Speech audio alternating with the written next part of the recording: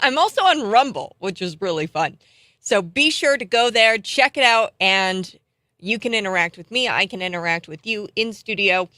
I've got so much to get to, so much. I am going to get to this, and I have been trying to tell people this since August, since the raid at Mar-a-Lago happened.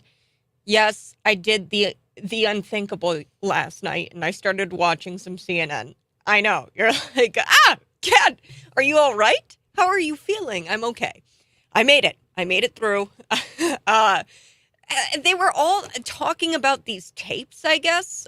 More leaks. They claim that they have these tapes and that they've got him this time. They've got Donald Trump. And this, of course, relates to the Mar-a-Lago raid. Now, the media talking heads, they claim that they've got this new evidence. It's new evidence. And these tapes, they say that there was going to be an invasion of Iran, and Trump saved the entire invasion plan. And it turns out he didn't actually allow an invasion. So that's the thing, folks. They're saying the quiet part out loud. Donald Trump saved us from an invasion of Iran, from going to war. There was a secret plan, I guess, to invade Iran, and Trump stopped it. Okay, so if anything, you're trying to get me to vote for him again in 2024, CNN. So when I look at this, these tapes, it absolutely changes nothing. Nothing.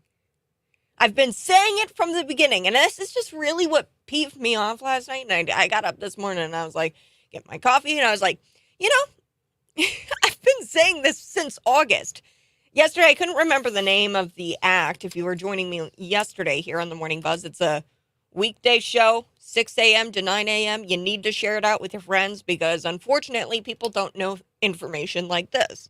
The Presidential Records Act gives Trump the right to take whatever documents he wants. Okay, classified, not classified, it doesn't matter. Congress, they fund the office of the former president. And it's very secure. They get Secret Service, they get staff. There's a reason why Congress funds the office of the former president. It doesn't matter if these documents are classified or not. Under the Presidential Records Act, he can take them. President Clinton, Bill Clinton, he left office. Guess what, folks? He had recordings.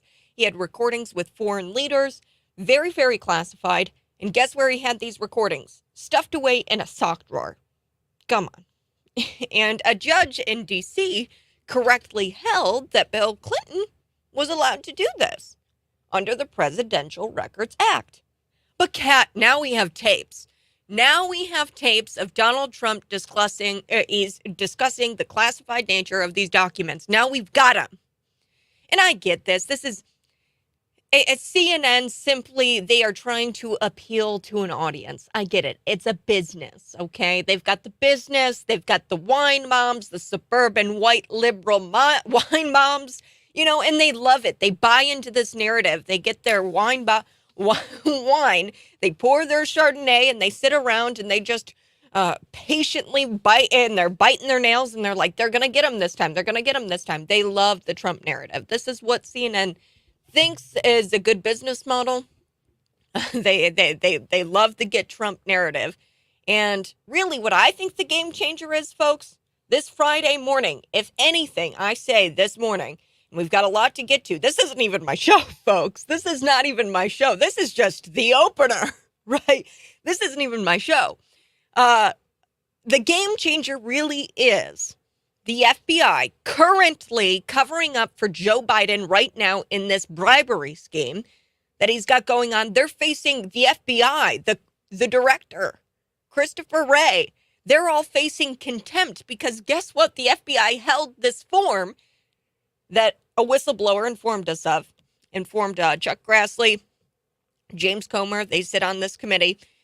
Whistleblower tells us that this form it shows bribery and that Joe Biden, in exchange for policy, or he took money in exchange for policy making as the vice president. Okay. And he's admitted to this. The FBI has admitted this form actually exists and that this was a $5 million bribery scheme deal. And they're not showing the form to the entire Congress. They said, we'll let Chuck Grassley, we'll let you see it, Chuck and James Comer, but we're not going to let the rest of Congress see it. This, folks, is the game changer. The FBI is currently covering up for Joe Biden, getting paid money in exchange for policy with foreign adversaries. That's huge. And not to mention Joe Biden, he had documents, and he's not protected under the Presidential Records Act, mind you, because the documents he had sitting next to his Corvette in his garage, he wasn't president. He was then vice president. So he's not protected under the Vice Presidential Records Act. Okay. It's not called the Vice Presidential Records Act. It's called the Presidential Records Act. And he was the vice president, and he took classified documents, and he stuffed them in a box next to his Corvette in his garage. All right. That's not even my show, folks. Just wanted to open with that today because I was thinking about it, and I was watching CNN last night, and I just couldn't believe what they're telling people. I know nobody watches that, but this is the problem. People need to wake up. They need to listen to programs like this. You aren't going to know what's going on if you don't listen to programs like this. So share this out with your friends. I am on YouTube. You can share the YouTube link. It's real simple. Wake them up. Wake them up. Okay, we've got so much to get to. A reporter interrupting Ron DeSantis. So Ron DeSantis, he's out there talking to voters. This reporter interrupts Ron DeSantis to ask him why he's not talking to voters and why he doesn't want to talk to voters. This reporter totally gets annihilated. And at the end of the day, folks, Ron DeSantis, Trump, I'm interested really in a common enemy, and that is the journalismers, the journalists. So we're going to talk about that. Also, Joe Biden, that's what my show's really about today, goes fully delusional during this Air Force commencement speech. Yes, he physically fell. I know you saw him. I'm sure you've seen the clip of him falling, which was huge. He actually physically fell. And people are out there saying that there was a sandbag out there. And, that's just not true. I and everyone I talk to say that there's no sandbag there. I don't see it. The media is trying to actively downplay this. And props to Joe Biden, because when he fell, he got up. Well, they pulled him up, and then he pointed over at something, which I don't know what he was pointing at, but he played it off like he tripped on something, right? And I'm just not seeing the sandbag that he tripped on. But even if he did trip on a sandbag, I mean, you're the most powerful man in the world. You're a powerful leader. You mean to tell me a sandbag beat you? Joe? A sandbag beat you? All right. And then also there's this trend on Twitter, and I'm loving it. It's reliving classic South Park clips. And this one by far is my favorite. So we have to go back into 2019, dig into the archives of South Park. South Park is a comedic adult show. It plays late at night. So, it's not really meant for kids. I've got it bleeped, and it's pretty clean. This one clip that I found, but it's from 2019. And it's when we first started debating whether it was fair to allow men to compete against women in sports. And of course, by men, I mean the beautiful, brave trans women, as they're defined by the AP Style Guide. So, fun little fact. Okay, before I get into the rest of the show today, my headphones, I just yanked them out here. Hold on. This is a live show, folks. Okay, here we go. Now I can hear myself. Before I get into today's show, what I want to do is talk about the AP Style Guide. So the AP Style Guide, when you go to journalism school, and, I, unlike a liberal, won't tout my degree. I do have a degree in journalism, and I went through journalism school, and I know how woke it can be. So the AP Style Guide, they try to sit there and say that you have to do AP Style, AP Style, AP Style. Some of it is just kind of grammar, forming your stories when you write stories, and forming it in a way that is easy to read It deals with abbreviations, it deals with street names, if you capitalize them, things like that. So a lot of it is grammar, and I do like that side of AP style. But then there's a whole nother side to AP style. For example, you cannot use the word third world country. They say that the proper term is developing nation. Yes. And then there's a part where you have to capitalize. If you read articles, news articles, like just on the web page or anything, they all follow the same AP style guide. When I got to journalism school, they said, this is your new Bible now. I'm not kidding you. This is what they told me in journalism school. They say, this is your new Bible, and you live and die by the AP style guide. And they tell you to capitalize the word black when referring to black people because they are oppressed, and this empowers black people if you capitalize the word black, and you are supposed to keep the word white lowercase. So you'll notice this now that I'm telling you this. Have you noticed this in articles that you read? It's because all of the journalists follow this AP style guide, and this style guide is very racist, very woke, and they all are in lockstep when it comes to following this AP style guide, which I think is a big problem. Everybody talks about how the left changes language, and they're really good at that. This is how they do it. It's the AP style guide. Look it up in your spare time. It's really interesting. I have one sitting on my desk. There are some things that I think are good. So, for example, you don't do the Oxford comma. So the Oxford comma is when you have a list of things, and then it's the comma before the word and then the last thing when you list it. So you don't use the Oxford comma. I hate the Oxford comma. I think it's too annoying. So I actually really like that rule in the AP style guide. So there are things that are just kind of grammatically you take care of. But yeah, I want to talk about this. South Park, they have a prophetic take on the trans athletes competing in girl sports. And I think it's a hilarious clip, and it's back in 2019. So they were kind of they have a prophetic take on men being in women's sports. So I'm going to be back here. I can't believe I've already taken up some time. It's 6:18. We'll be back, and I'm going to run through the reporter who interrupted Ron DeSantis for simply, he's talking to voters, and then this reporter comes up, and he interrupts him and says, why don't you talk to voters? Are you blind? Do you not see me talking to voters right now? He gets totally annihilated, this journalismer. So I'm going to be back.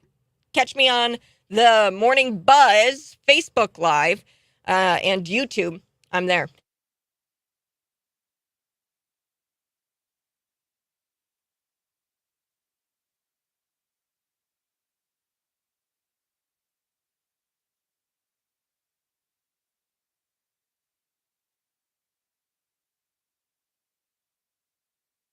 Okay, yes. Good morning. Thanks so much for joining me. Ryan, you're so funny. Yes. Sock drawer seems like a great place to store documents. Yeah, I told you, Bill Clinton, he had recordings of meetings that he had with foreign adversaries, with leaders of foreign countries, and these were very highly classified. And what Bill Clinton did was that he put them in the sock drawer, and the case has already been discussed. Like, the case has already been done, where the judge in D.C. correctly ruled that because of the Presidential Records Act, Bill Clinton was not in the wrong there for storing the clips, the recordings. He literally had tapes in his sock drawer. So under the Presidential Records Act, a president can take anything, classified or not, and take it because Congress funds the former office of the president, office of the president. They have the right to do this. It doesn't matter if CNN has more tapes. It doesn't matter If Trump is on tape admitting that these are classified documents, they're going to say that it's something, but it's nothing. There is a law on the books that affords Trump the ability to take whatever the hell he wants from the office of the president because Congress funds him to do that, just that. It's just wild. Third world countries don't develop much. Yes. Take a gander at the AP Style Guide. It's kind of quite funny.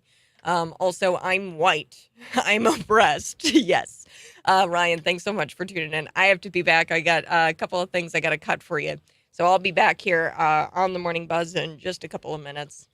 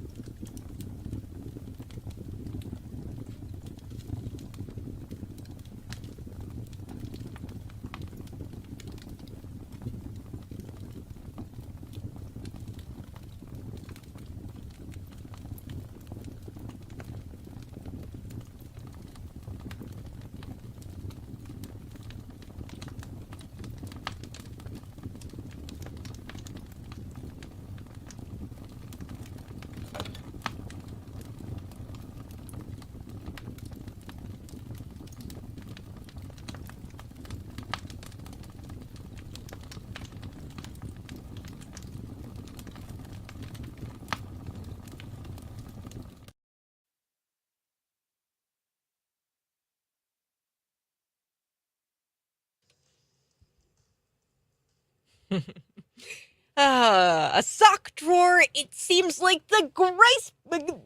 just the best place to store some documents, right? Of course, I'm talking about Bill Clinton. So I opened the show today talking about the Presidential Records Act. And there's a problem, folks, with leftists. They don't understand what's going on when it comes to President Donald Trump and the Mar-a-Lago raid. And just to sum it up for you, I'm going to dumb this down for you, liberal, because I'm telling you, you are completely wrong. When I look at this, and I was watching CNN, they say there's more leaks. They claim that they've got the tapes. They've got tapes of Donald Trump, and he says that there's this plan and that it was classified and that he speaks to the nature of these classified documents, and he wasn't supposed to have them. Come on. This relates to the Mar-a-Lago raid. The media talking heads, they claim that they've got new evidence. The tapes out there, they say, are from like an invasion of Iran, and Trump saved the entire invasion plans of Iran. And it turns out there was no invasion of Iran, obviously. And I guess there was some sort of secret plan to try to invade Iran, and Trump stopped it. So right there, it's so funny because CNN, y'all are actually making me want to vote for him. He stopped a war? I mean, come on, are you serious? So Donald Trump, he can take whatever he wants. It's under the Presidential Records Act. This gives Trump the right to take whatever he wants. Congress, they actually fund the former, or the office of the former president. They fund it. They give him Secret Service. They give him staff. And actually, I pointed this out. Bill Clinton, when he was president, he had all kinds of recordings, and he actually was storing these recordings with different advisors, people from foreign countries, foreign leaders, and he was storing all of this in a sock drawer. And the judge in D.C. correctly allowed Bill Clinton to do that. So why are we going after Donald Trump for this?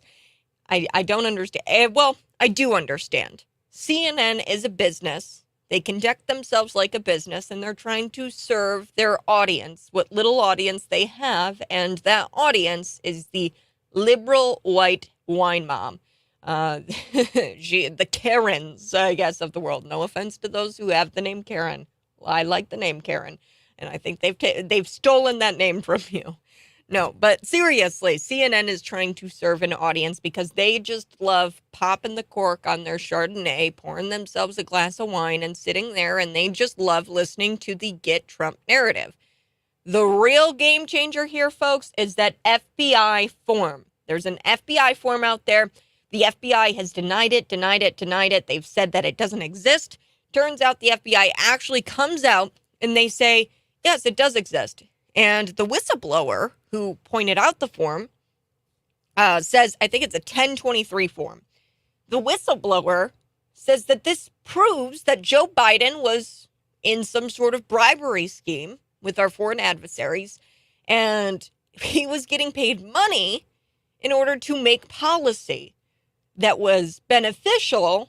You can't make this stuff up. And the FBI is currently facing contempt right now because they've admitted the form exists, but they won't show it to all of Congress. I think they've said at this point that they will show it to Chuck Grassley and James Comer, who sit on that committee. But, I mean, this is a $5 million bribery scheme going on. So, I've got more ahead on this a little bit later in the show. We've got so much to talk about. I do want to get to the reporter here. Ron DeSantis, this reporter interrupts Ron DeSantis when he's talking to some voters, and he interrupts them, and then he asks them the question why he doesn't talk to voters, which is really quite funny. This reporter totally gets annihilated. So it's been a full week since Ron DeSantis has gotten into the presidential race. And folks, I feel like he's been in there for about a year. I mean, the way that this campaign is going, it is going to be bloody. It is going to be, it's going to be tough for these candidates. It's the way politics goes. Now, as y'all know, Donald Trump, my guy, it concerns me that Ron DeSantis is surrounding himself with some advisors who previously used to advise Adam Kinzinger, Liz Cheney, Chris Christie. There's a lot of rhinos who are surrounding themselves around Ron DeSantis. And that's not to say Ron is a rhino, but he's not surrounding himself with the best people. And I understand he's got to surround himself with people who haven't already gone to the Donald Trump side. But it concerns me also that Ron DeSantis hasn't been strong on foreign policy. He's very, very willing to talk about domestic policy, the transgender, the critical race theory, all of that stuff. But we pretty much already know where he stands domestically because of the way he runs Florida. We know where he stands on domestic issues. My issue is that I don't think he's going to come out and say that we should pull out of Ukraine day one. We shouldn't be fighting this proxy war in Russia, with Russia. We should not be doing that as the United States. And I don't think he's going to come out and say that, folks. Don't hold your breath. He's surrounding himself around people who love war. The war hawks, okay? People who make money off of war. This is just honest. I'm just super duper honesty time. Okay, all of that aside, I do like Ron DeSantis. I think he's pretty funny. And I think he's a cool Republican. But I want to focus on the real enemy, the mutual enemy, I should say. Journalismers, okay? Not everyone is going to see eye to eye on a candidate until we have a nominee, okay? Till the primary is over. Let's focus on our mutual enemy right now, the journalismers. So there's this new narrative out there, I guess, that Ron DeSantis doesn't talk to voters, and that's just not true. That's totally not true. He does talk to voters.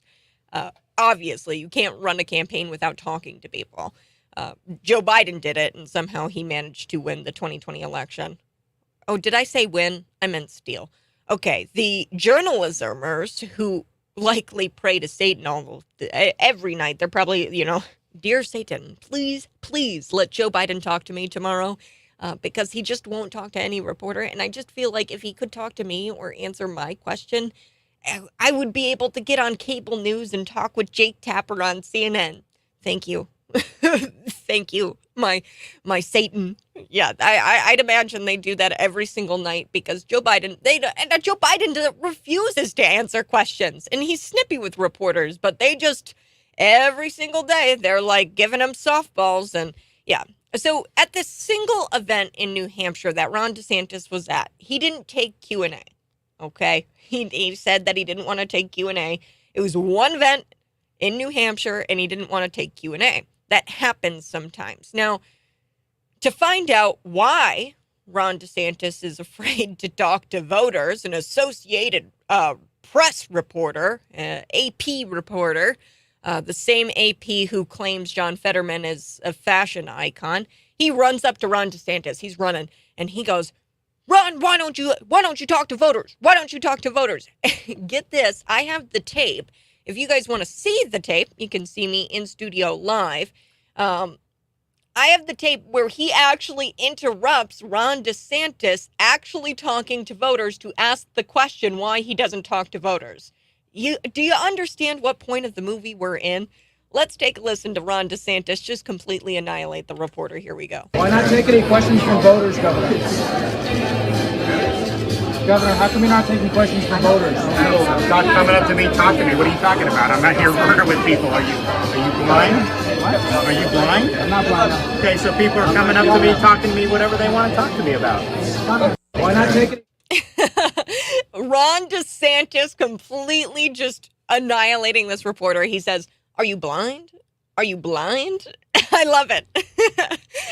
He's clearly talking to voters here, and this is Ron DeSantis just saying, "Look, I don't want to take Q&A because this is what Q&As are always. It's the media frenzy, and they try to get out there and get you with all these gotcha questions, and it's very inauthentic. You get more out of being a candidate." And I've seen this. I mean, I've gone to campaign launches. I've gone to things here locally with candidates. They tell me this all of the time. I get more out of walking around and talking to constituents than I ever would sitting up at a podium and trying to defend myself to a bunch of media elites who pat each other on the back at their award dinners or whatever the heck, you know. So DeSantis lashed out by telling this journalismer that he answers voters' questions all the time. Anytime they have a question, they can just go up to him and talk when he's at these events. Like, for example, in Iowa, when he was asked about this new ballot harvesting operation, which is very smart of the Ron DeSantis campaign. I know Donald Trump had one of these, and Ron DeSantis has one of these going, where it's a like a ballot harvesting operation, and they're taking funds from their campaign and they're dedicating it to ballot harvesting, which is the only way Republicans would win, or anybody is going to win, because Democrats have perfected this. So we're a step behind, folks, because they're already a leg up. This is Ron DeSantis being asked by a voter, taking the question of a voter about ballot harvesting. Here we go. Yes, we will. So each state is different, right? So like in Nevada, they send everyone a ballot, which is bad. But we're going to do ballot harvesting. We're going to do ballot harvesting. I'm doing it. Yes. I'm not going to fight with one hand tied behind my back. I love it. So he says, I'm not going to fight with one hand tied behind my back. Yes, we are doing ballot harvesting, which I'm excited about. These political journalismers, they are the most useless of all journalismers. They just are. They don't care about informing voters. They only want the cheap gotcha moment that gets them invited on CNN, cable news with Jake Tapper. That's it. That's all they care about, is getting on TV to have their 5 minutes of fame with some sort of cable news host. I'm telling you. All right. I'm going to be back. We're going to talk Joe Biden because he took a fall. Like, actually physically fell. And allegedly he tripped over a sandbag. I didn't see the sandbag. My question to you, did you see the sandbag? Give me a text. It's 309-451-9299. You can text the text line. Also see me live in the studio. I have exclusive content for you on the Facebook Live, on the YouTube Live. I'm going to get to that exclusive content. You only get it on the live today, folks. I'm not bringing it to air.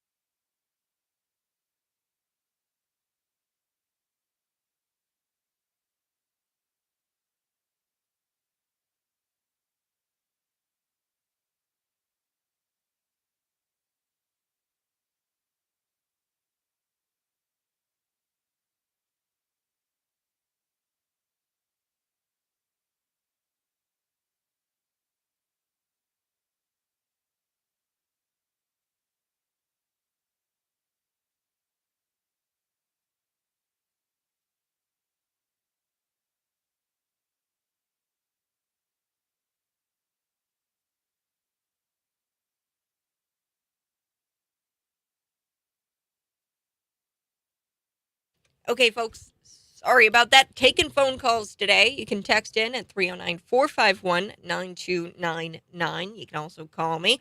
Now, like I said, I have exclusive content for you. I'm not bringing this to air because to be honest, I haven't dug into it so much. I am going to do an entire show on it at some point.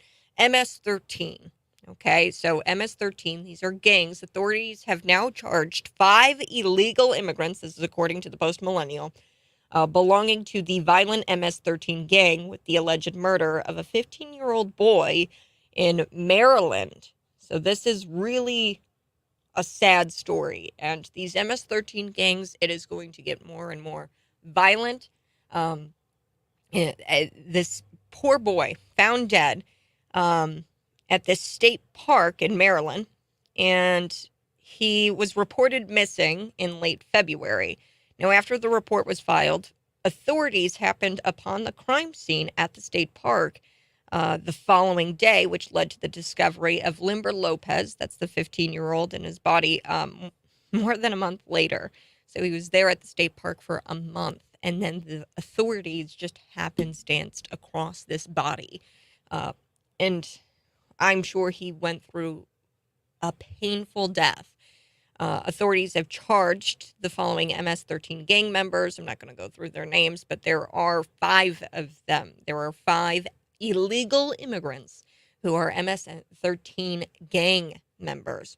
And like I said, folks, this is the type of story that is going to ramp up, and they are inviting illegal immigrants that we know nothing about to colleges in and around central Illinois. So we have Wilbur Wright College, and I'm sure there's going to be other colleges. I wouldn't doubt if Illinois State Public, this university buys out. There was talks about that in 2022.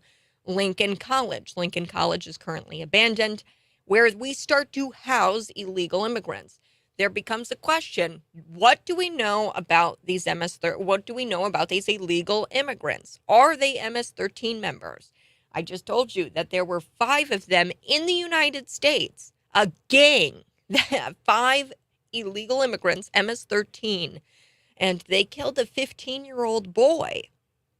A boy, probably it was gang related. Maybe the 15-year-old boy did something and he didn't, there wasn't an initiation. They go through initiation and he didn't succeed in the initiation process and they killed him for it. I don't know.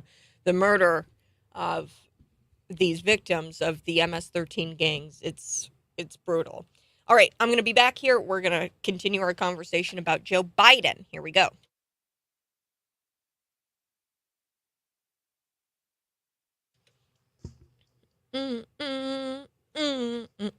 Hey, good morning. This is the Morning Buzz. I love this text. Joe Biden, he didn't even try to stumble. He ran and fell off the platform. Right. It wasn't even like a stumble, folks. This was Joe Biden just face down into the ground on the stage there during this commencement speech. Joe Biden, he was full delusional, though, before that. So, in a way, I think that the fall is getting way too much attention. I think we should be focusing on what was going on during the speech, because that was just as bad and delusional and crazy. And look, I'm glad Joe is not hurt. I don't want anybody to be hurt physically. I don't wish that upon my worst enemy. And I'm glad he's okay. I hope we probably won't see him for a couple of weeks, so don't hold your breath, folks. They're going to stuff him away somewhere. But Joe Biden is not fit to be president. After a fall like that, he barely was able to be propped up, picked up by the people around him, Secret Service, maybe, I don't know. They were trying to pick him up. He tried to get up. You can see in the video that he tried to get up and he couldn't quite get up onto his 2 feet, so they had to lift him. And he actually fell physically, fell.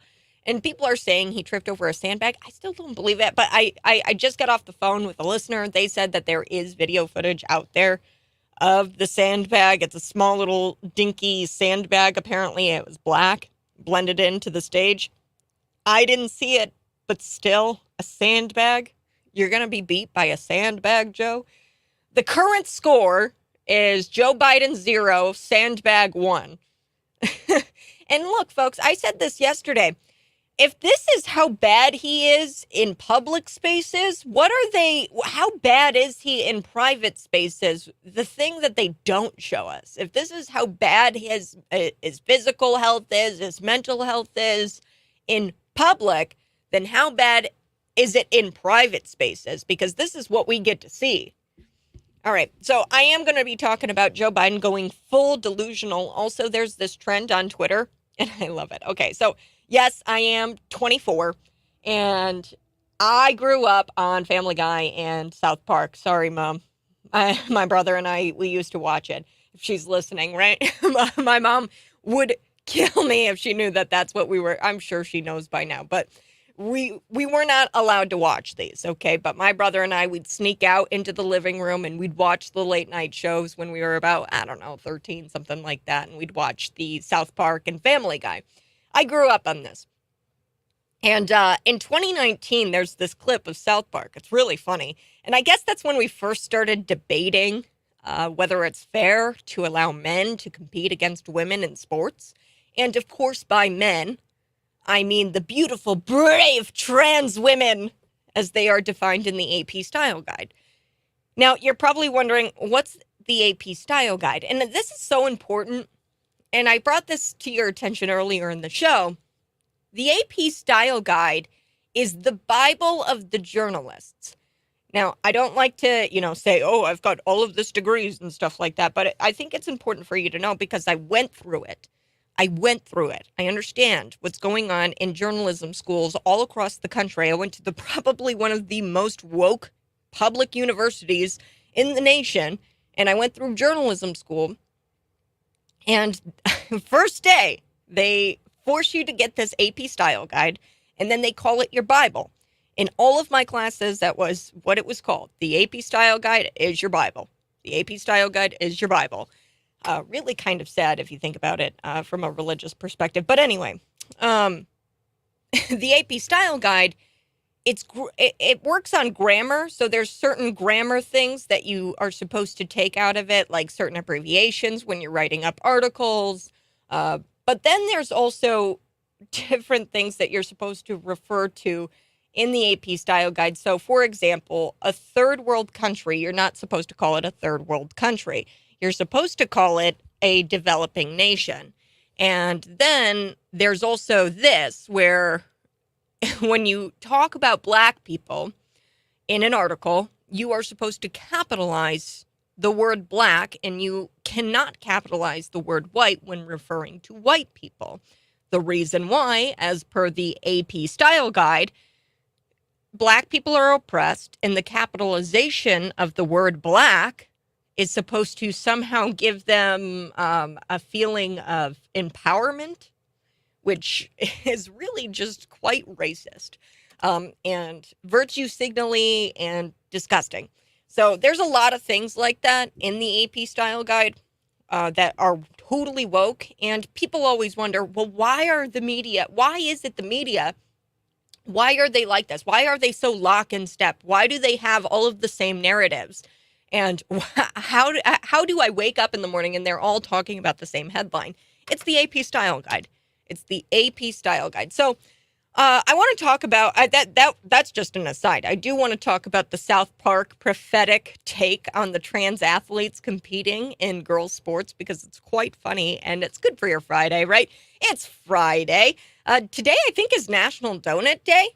I'm pretty sure. I don't know. I went through the Dunkin' drive-thru. And I got a free donut today, which was pretty cool. I don't know why. She just said, do you want your free donut today? I think it's National Donut Day, and you can go get a free donut. Let me know if you go through the Dunkin' drive-thru and you get a free donut like I did. On the text line, 309-451-9299. I'm going to be back here wrapping up the 6 o'clock hour.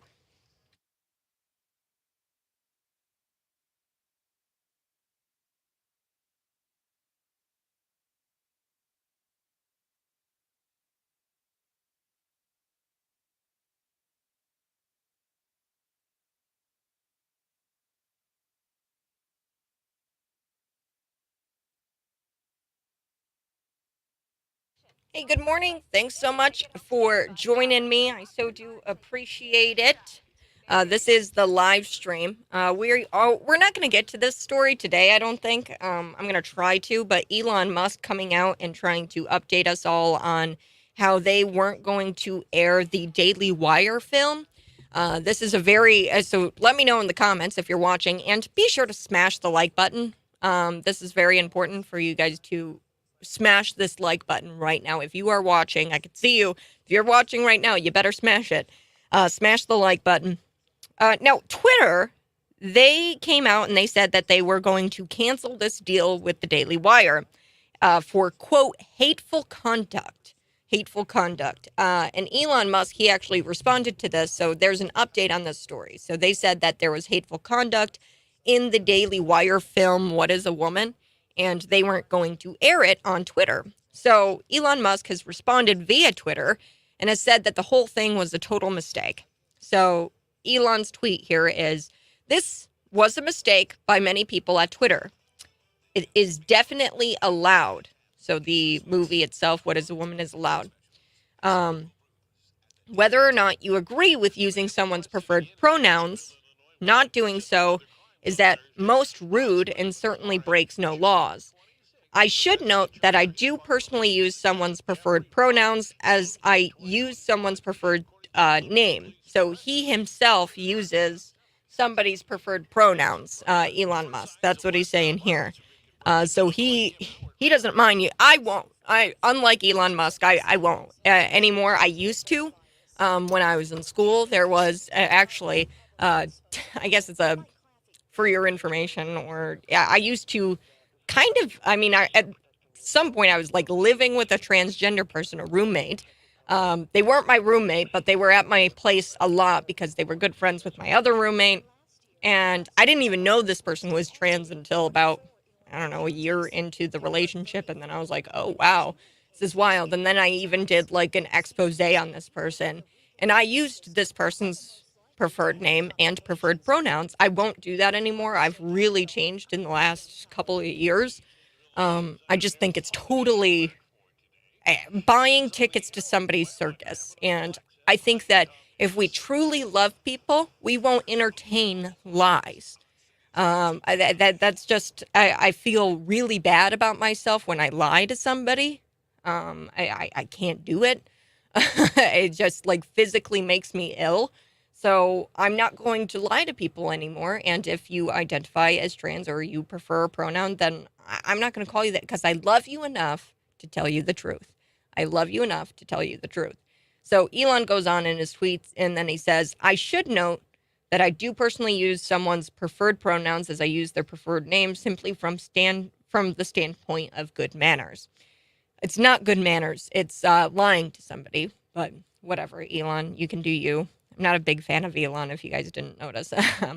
However, for the same reason, I object to rude behavior, ostracism, or threats of violence if the wrong pronoun or name is used.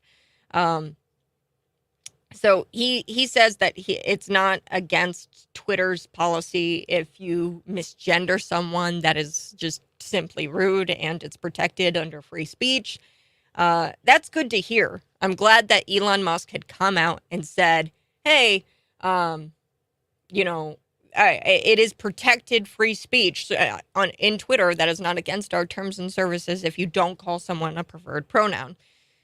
What that means for the event for Daily Wire, I don't know really what's going to happen because there was a breaking story and Daily Wire gave their side of things. They said that Twitter was supposed to have a special airing of Matt Walsh's What is a Woman? And they said that they weren't going to air it. And this just in, somebody got fired, I think, so from Twitter. So it appears that it might have been a mistake from somebody who's still woke within the Twitter sphere who said that they weren't going to air the Daily Wire documentary. But what do you say? Do you use people's pronouns? If somebody were to ask you, hey, use my preferred pronouns, would you do that?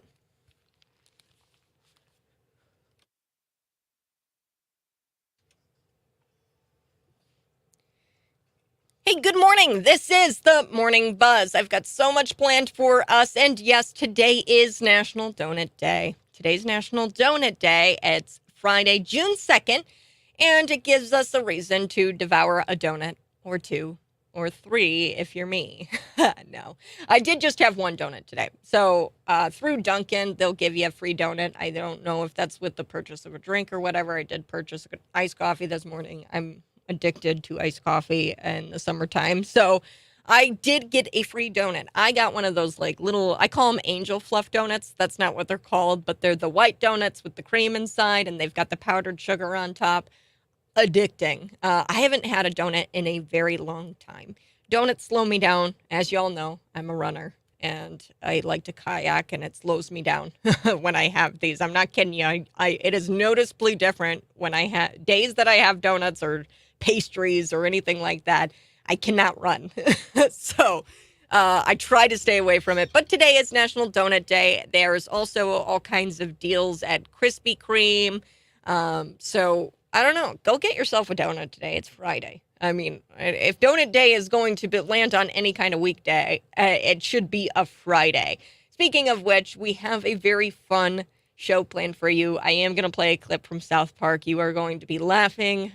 So if you're in the car on your way to work, be sure to try to conceal your laughter because the person driving next to you on Veterans Parkway is going to glance on over into your car. They're going to see you're laughing like a maniac at this next clip I've got from South Park. They had a prophetic take on trans athletes competing in girls' sports. And then, of course, I've been waiting for this. We're going to talk about Joe Biden going full-on delusional during this Air Force commencement speech. And yes, the fall was terrible, but it's really overshadowing how bad the speech was. The speech was terrible. I almost think that they made, like, I'm sure he wears, like, an earpiece, Joe Biden, and they say, Joe, do this.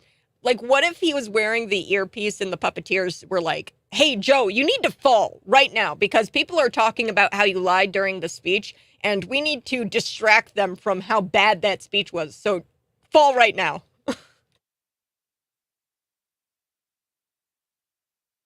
Yeah, the speech was so bad. It was really bad. We are going to be talking about it. He actually, like, this lie has been debunked time and time again. I've tried to debunk this lie. Joe Biden actually gets out there and starts talking about how he he was nominated to the Naval Academy. So that is a tall tale. I don't know why he gets out there and says that because it's so clearly fact checkable. Yes, he claimed that he received an appointment to the academy in 1965 when in fact he was actually graduating from the University of Delaware in 1965. So there's no way that could possibly be true. How many times is he going to spread the lie? How many times? The fact that his people can't or won't stop him tells you how overwhelming the problem truly is when it comes to Joe Biden's mental health. Even after being busted on this lie, he can't stop himself from lying. But he doesn't stop there with the lies. He tells another big fat one. He also said something that is categorically just untrue, claiming that he started the Quad. And Joe Biden told the Air Force graduates, all of them, that he started the Quad. And the Quad is an organization between Australia, India, Japan, and the United States. And he says, quote, it didn't exist before he took office, which is a straight up lie. Donald Trump reestablished the Quad in 2017. This is all fact checkable. This is all like fact check me on this. I dare you. The Quad is a strategic cooperation between the U.S., Japan, Australia, India, and it was loosely started in 2004, somewhere around there after the tsunami, but then it lay dormant until about a decade later. In 2017 was when President Donald Trump was actually the guy to revive it, and he revived it probably because of things about China, right? This is an alliance without China. And I mean, it's really quite sad. Australia is bought out by China. And it's kind of funny because it all has to do with wine trade and like wine imports, exports. So one day I'll get into that and how China has literally bought every single country in the United States, and they own these countries. Australia is not Australia. It is an arm of the CCP. We practically are an arm of the CCP. If Joe Biden gets a fourth or second term here, another 4 years, then we are in deep, deep doo-doo, because we are going to wind up being another branch of the CCP. I do believe that. There's a reason why there's a form out there, and this is damning, and this should be leading the news every single morning until the FBI produces this form. The FBI has denied that this form exists. What is the form? Well, this whistleblower within the FBI says that this form proves that Joe Biden was taking a bribe from our foreign adversaries to implement certain policy as vice president. Yes, this is huge. You're acting as you're committing treason. Like that's what this whistleblower is essentially accusing Joe Biden of, and apparently there's documentation of it. There's a form, I think it's called 1023, FD 1023. It's a federal form, and the FBI has denied that this has existed. And then eventually they came out and said, yes, it does exist. And now they're withholding it from the eyes of Congress. I think they have come out and said that they will show it to Chuck Grassley and James Comer. And they said, nope, that's not enough. We want you to make it available to the entire Congress. And I don't know, maybe an impeachment. That would be big. That would be big news. That would be enough to impeach him, Joe Biden. There's a lot of other things we could impeach him for. That in and of it, at the border, that is a big thing. I've talked about the 14th Amendment before, and they are blatantly going against the Constitution, and he is not upholding his oath to the office of the presidency, which is why a lot of times I will call him, I rarely call him, I try to not call him President Joe Biden, because I want to respect the office. The office of the president is a respectable, it is something that is very crucial to crucial to who we are as Americans. The office of the president is a sacred office, and it should be one that is respected. And Joe Biden is not respecting that because he is blatantly going against the 14th Amendment. I've read the 14th Amendment. I became an expert on it overnight, not an expert, but I did my homework on the 14th Amendment, and I really dug into it, folks. I looked at primary documentation. The 14th Amendment does not say that just because you are born here, you are automatically a citizen. It does not say that. In fact, it says the opposite. You need to have jurisdiction thereof in the United States. And that means something. And there was actually a senator from Illinois who laid out what that means. It means you have to have some sort of allegiance to the United States, whether that be a parent who lives here. You have to have some sort of somebody to vouch for you here in the United States. And it was actually all drafted because of slavery. And the fact that we have a president of the United States who can't even understand the Constitution, the basic have a basic understanding of the 14th Amendment, concerns me. And it proves to me that he should be impeached if he's not defending that Constitution. He is allowing people to come here and just flood the border.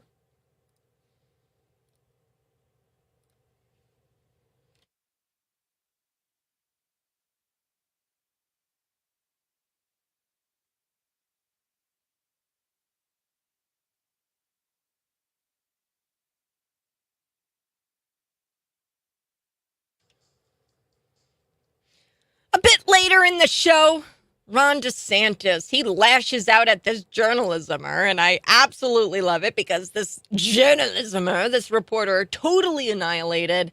The reporter interrupts Ron DeSantis talking to some voters, and then he asks him why he doesn't talk to voters. Quite hilarious. Very funny. We are going to get into this South Park clip. It's one of my favorites. It was back in 2019, and they have this prophetic take on trans athletes competing in girls' sports. which is really funny. And there is a debate to be had. Okay, there's one side that says, hey, we think it's unfair to allow men to compete against women. And then there's the other side that says, the first side, if you believe in that, you're just a transphobe. So we're going to get to it. It's a trend on Twitter, and I love it. We're reliving the classic South Park clips. I've told you guys I'm 24. I grew up on South Park, love South Park, love Family Guy. I was more of a Family Guy gal myself. But we were never allowed to watch it as kids. So my mom is, if she's listening, she's going to be really upset. No, she knows that we were sneaking around, my brother and I, and we would sneak. And we would go into the living room late at night, turn on the TV, and we would watch Family Guy. We weren't allowed to because it's not appropriate for children. But I'm going to be talking about South Park. Then also Biden going full on delusional during this Air Force commencement speech. And that's where I want to start, because I think the speech was really overshadowed by him taking a fall. Like, this wasn't a stumble. It wasn't a fumble.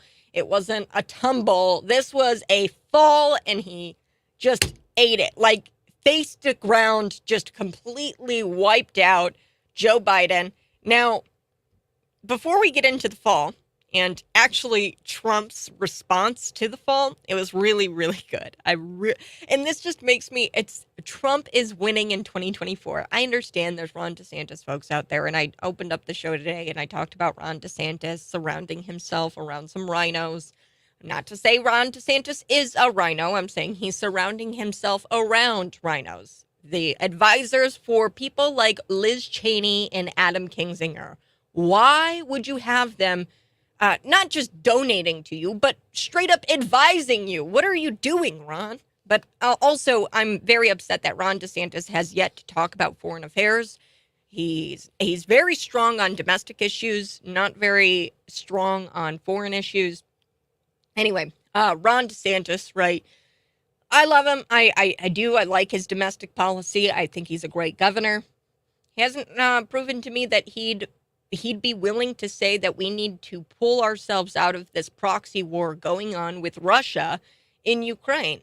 Well, we need to pull ourselves out. We need to stop spending money over there, and we need to pull everybody out, and we need to just let them fight it out.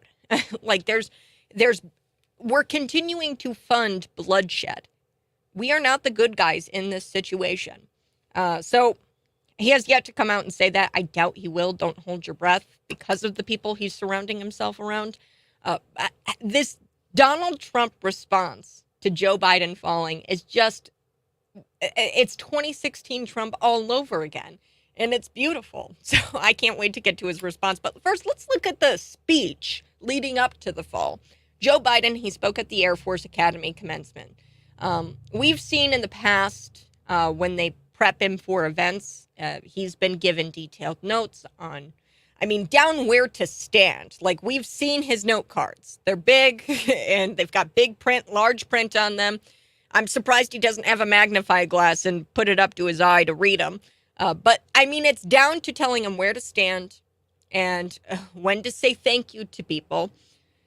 And it's evident how far Joe Biden's mind is, how far gone his mind is at this point when you have that degree of instruction. If you have to be told where to stand and when to say thank you, that just goes to show you his mind is so far gone, and the people who are controlling the puppet strings know his mind is so far gone and know that he's so fragile that he needs to have flashcards. He needs to have flashcards that tell him where to go, who to say thank you to, what to do. But they have no shame when it comes to tossing him out there. That's the thing. They know how far gone he is, and they have no shame. They just throw him out there. And I think they throw him out there, and then they're crossing their fingers the whole time, and they're just saying, please don't mess up again. Please don't mess up again. But one thing they can't seem to stop is Joe Biden's rampant confusion. So there's, no matter how many flashcards, note cards, large print note cards that tell him where to stand, who to say thank you to, they can't stop the confusion. He never seems to know where he's supposed to be going. So in some video footage, you guys can't see the video footage if you're watching on Facebook Live or on YouTube Live, you can see the video footage. So Joe Biden in video, you can see it here where he is, I mean, he's so confused. He doesn't know where he needs directions to get to the stage. So you have somebody ushering where the stage is at, trying to direct him to get him onto stage. Then he's finally there on stage, and he doesn't know where he's at once he's on the stage, which is just truly incredible. Like, it's one place to not know where, it's one thing to not know where you're going. It's a whole nother thing to not know where you're at once you're there. You can see it in his eyes. He has no idea where he's at or what he's doing here on the stage at this commencement speech. There's a couple of videos of him. And then also, get this, he does this weird whispering thing, and he's done this a couple of times, and it's really weird and creepy. So he does this weird whispering thing again, where he whispers into the microphone, $1 trillion billion, $1 trillion. You know, you guys remember the whispering thing. He does this all of the time. So let's take a listen to this. Here's the weird whispering that Joe Biden did during the commencement speech. Here we go. I met with, who are those guys that fly over shortly? You heard of them, haven't you? 3 of them are women. 3 of them are women. Oh. So don't screw around, guys. What? I hate it. I hate it. I hate the whispering thing. It's just weird. Can we please just have a different leader in the White House? But more than the confusion and the whispering, right? It was the tall tales that really got me during the commencement speech, because it's bad enough when he lies, but when he lies to pander to our military and he's allegedly their commander-in-chief, I find that even more offensive. So here he is, he's telling this tall tale, and he's told it multiple times, where he was nominated for the Naval Academy, which is just a flat-out lie, and I can debunk that yet again here on the Morning Buzz. Let's take a listen here. This is Joe Biden telling yet another tall tale. Here we go. When I was graduating from high school 300 years ago, I applied to the Naval Academy. And I was picked by the senator. There's 2 ways senators can pick. You can pick individually, Nope. or they can name 10 people and let the Academy choose. I was a relatively good football player, so I had a shot. I remember the day that a guy named Steve Dunning from my class was also nominated. Drove up, it was about 7 in the morning, we were going to drive down to Annapolis, and I had just heard the night before they had a halfback named Joe Bellino, won the Heisman Trophy, and a quarterback named Roger Staubach. I went to Delaware. When I was graduating... So there you have it, folks. It's a straight up tall tale lie. I've debunked this before. And he claimed that he received this appointment to the Academy in 1965. When in fact he was graduating from the University of Delaware in 1965. So that could not possibly be true. It's just the facts. He's lying there. He was never nominated to the Naval Academy. That's a lie. It's a tall tale. He tells it all of the time. How many times is he going to spread that lie? The fact that his people can't or won't stop him tells you how overwhelming the problem is. Even after he's been busted on lies, he just can't help himself from lying. And then he didn't stop there, folks. This is truly what's messed up. He just said another lie it's so categorically untrue, it's not even funny. He claimed that he started the Quad. So Biden tells the Air Force Academy graduates that the Quad, an organization between Australia, India, Japan, and the United States, didn't exist before he took office. That is a lie again. Actually, the Quad was reestablished by Donald Trump in 2017. Let's take a listen to the lie right here on the Morning Buzz. And if you want to see the lie, you can head to Facebook Live or YouTube. Let's take a listen. Here we go. We've elevated the Quad, bringing together Australia, India, Japan, and the United States to advance an Indo-Pacific that's free and open, prosperous and secure. Didn't exist before. We've elevated... I feel so bad because I don't want to just rip on Joe the entire show here. But the Quad, what he's talking about there, it's a strategic cooperation between the United States, Japan, Australia, India, and it was loosely started in about 2004. And after the tsunami, but then after the tsunami, when that tsunami happened, 2004, that's when it started. But then it kind of like laid dormant for almost a decade. So it kind of stopped existing until about 2017 when President Donald Trump, he actually came in and revived it in the face of concerns about things like China. So this is a cooperation without China. This is the second time in just a couple of weeks that Joe Biden has claimed that he is the guy who started the Quad, and that is just straight up pure fantasy. So this was back in May, I think the 22nd. Yeah, the 22nd of May this year. And I don't know what's going on with Joe, but he is having a hard time not telling lies when it comes to this Quad. It was reestablished by Donald Trump in 2017. This is fact check me on this, libs. Here we go. And what's going on now is look at the meeting we had here today and yesterday, the Quad. I bet you maybe some of you thought it, but I doubt many people in this audience or any other audience would have said that 2 years after being elected, I'd be able to convince India, Australia, Japan, and the United States to form an organization called the Quad to maintain stability in the Indian Ocean and the South China Sea. You didn't. That's the thing. Donald Trump did. I love how he's breathing into the microphone, too. It's really funny. He's like, okay. Then the basement dweller, you all know that he fell. He took the hardest of falls. He was completely delusional during the speech, and then he fell at the end of the speech. Trump was later informed about it, so he was giving a speech in Iowa, Donald Trump was, and he responded to the fall, and he just responded to it in a way that just makes me so excited to vote for Donald Trump in 2024. So here's Donald Trump's response to the fall. Here we go. He was in Iowa, and he didn't see the fall or anything. The reporter informs him in Des Moines, Iowa, of the fall, and then he responds to the fall. Let's take a listen. Fox News, Biden just fell on stage at the commencement. He did?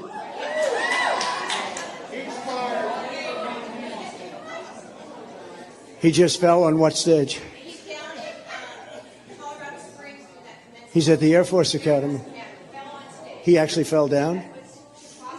Well, I hope he wasn't hurt. I hope he wasn't hurt. But the whole thing is crazy. You got to be careful about that. You got to be careful about that because you don't want that. Even if you have to tiptoe down a ramp, you got to It's like an ice skate. You know, it's the same because that was the best speech I think I've ever made. And it was pouring rain, and it was horrible and cold and windy. And they have a ramp that was pure like an ice skating rink. And it was like 25 feet long, and I talking to the general, and he has boots on, big combat boots, and they're rubber soles, and I have nice leather, good. And I say, you know what, General, get ready. If I grab you, you just get ready, because I got this stupid ramp that somebody put up, and there's no stairs, right? And I said, so I tiptoed down, and I suffered for that. They never covered my speech. But everybody, the smart people understood that. But that's too bad. If you fell, it's too bad. Look, it's just... Yeah, the winds. Yeah. Look, we gotta just get this thing back on track. That's a bad place to fall when you're making. I think it was the Air Force Academy, right? That's not inspiring. Go ahead. That's not inspiring. I love him. I love him so much. It's not even. I mean, come on. Can we appreciate also that he didn't take this unfortunate event to attack him? Much better much better person than I would ever be. I'm not a politician, and I'm going to make fun of him. Even in politics, sometimes we have to respect each other when somebody gets hurt, right? And he was like, is he okay? I mean, Donald Trump was being very kind there, which was, you don't get to see that often because the media portrays him as some sort of monster. But seriously, former Vice President Joe Biden, the basement dweller, can't even stand on his two legs, and we're going to allow him to campaign to run for the most powerful country, run the most powerful country in the world for another 4 years. That's what we're going to do right now. 309-451-9299. You can text in. I've got to take a break. We're going to come back. I've got some really funny clips to play for your Friday here from South Park. They actually have a very prophetic take on trans athletes competing in girl sports, and I think it's funny. So we're going to play it here on The Morning Buzz. You can text in, or you can see me live in the on Facebook and on YouTube. I'm going to head on over there right now.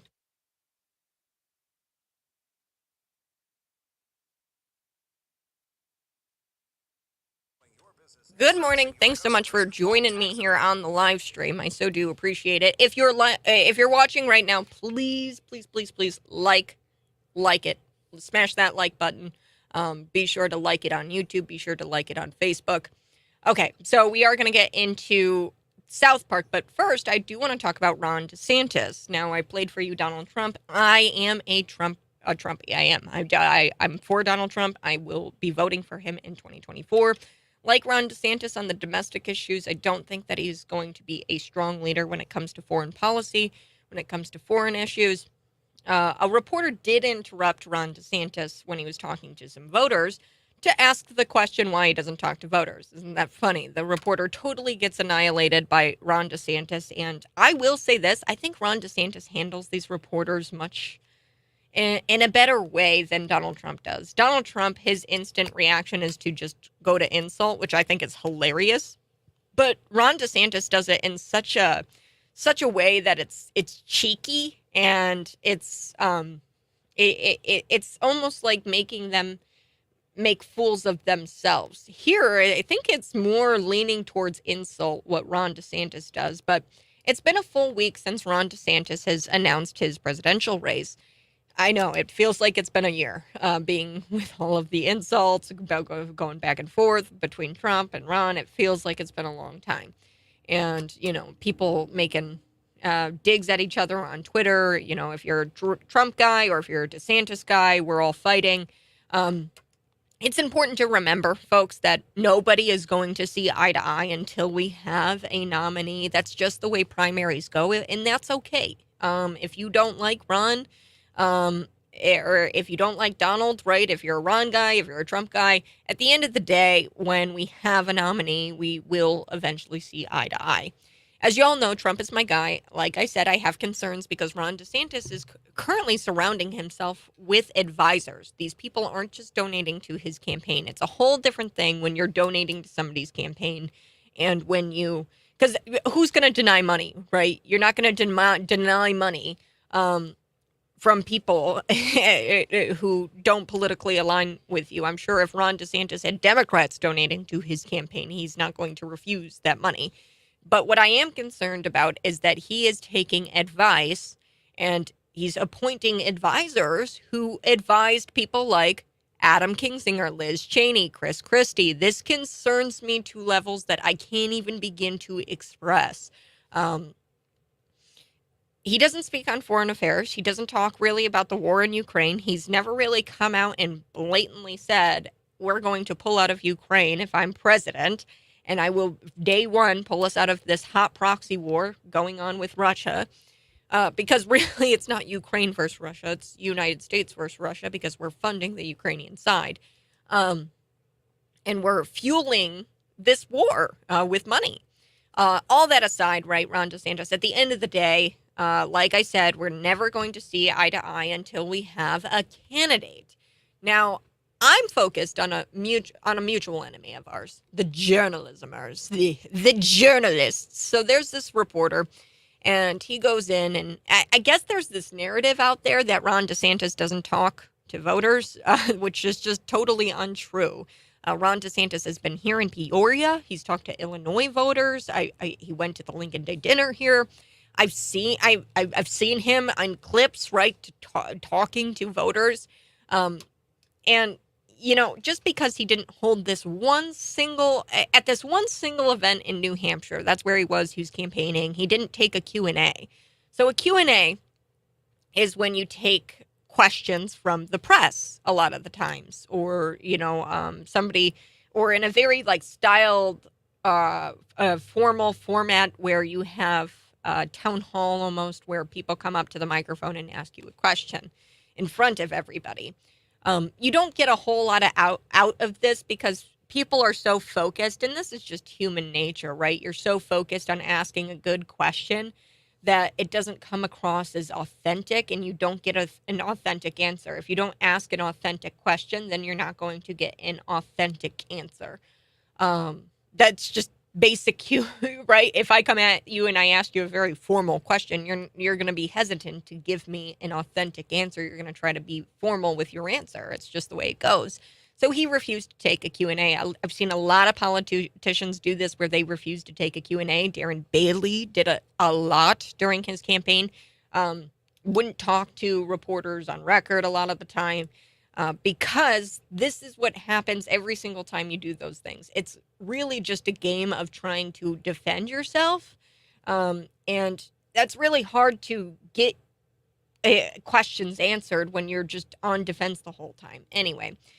We find out that Ron DeSantis apparently is afraid to talk to voters from an Associated Press reporter, of all people. Of course, it's the Associated Press.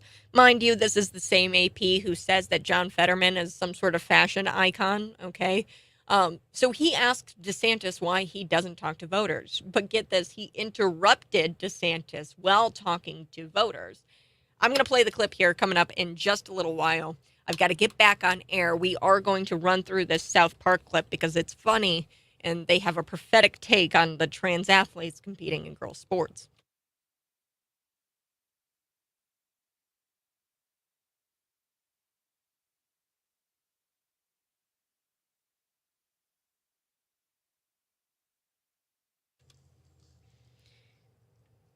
Good morning. Hey, this is the Morning Buzz. It's Friday.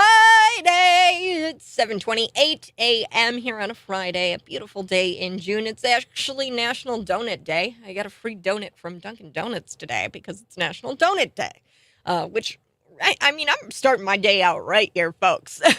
So real quick, I want to get into this South Park clip. It's really quite funny.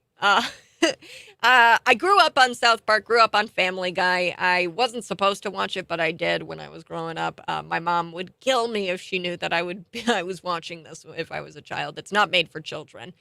In 2019, though, there's this so the reason why I found this South Park clip is because I love Twitter. I do go on Twitter quite a bit. I use it as a Google search engine because Google is just so far woke. I can't find any of my clips. I recommend you do this. Try to find clips of the news in Twitter. Just use it as a search engine. So there's a trend on Twitter right now where you get to relive the classic South Park clips. And this one is by far my favorite. In 2019, I guess this is when we first started debating. I say that debating because what we're having right now is definitely not debate. Whether it's fair or not to allow men to compete in women's sports. By men, I, of course, mean the beautiful, brave trans women, at least as they define it in the AP style guide. So just a quick aside, a style guide is a woke Bible that journalists live and die by. I know this. I went to school for journalism. They live and die by this woke Bible. And what it does, it defines what men are, it defines what women are. And people say this all of the time. The left changes language. Little do you know, they actually have a legitimate Bible where it lays out, and they change it every year. Every year they come out with a new version of the AP style guide. So, for example, third world countries, you can't call them third world countries anymore. They're developing nations. You can't lowercase the word black when referring to black people. You have to capitalize it so that way they feel empowered, and you have to make sure you lowercase the word white when you're referring to white people. This is what the AP style book is. For journalists who go through journalism school. So today, all that aside, so when I make reference that men defined in the AP style guide are these beautiful trans women, yeah, that's what I'm talking about. So today I want to remember South Park's prophetic take on trans athletes. I'm going to play this audio clip for you. Let's take a listen. Here we go. Joining me now is the current champion of the Strong Woman competition, Strong Woman. Miss Woman, do you feel ready? Oh, yeah, I'm ready, David.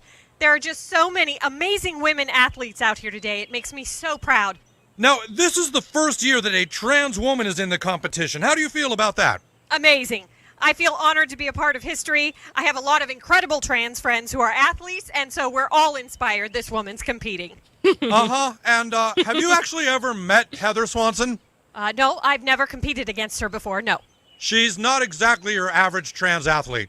Well, what is an average trans athlete? Honestly, I find that kind of bigoted, David. Okay. Heather Swanson is actually joining us now. Miss Swanson, how does it feel to be competing today? I can't tell you how free I feel now that I've started identifying as a woman. Now that I can compete as female, I'm ready to smash the other girls. And is it correct you just started identifying as female 2 weeks ago? I'm not here to talk about my transition. I'm here to kick some. Let me tell you something, Dingleberry. David Perry. I'm gonna roll up the other women here, and I'm gonna smoke them.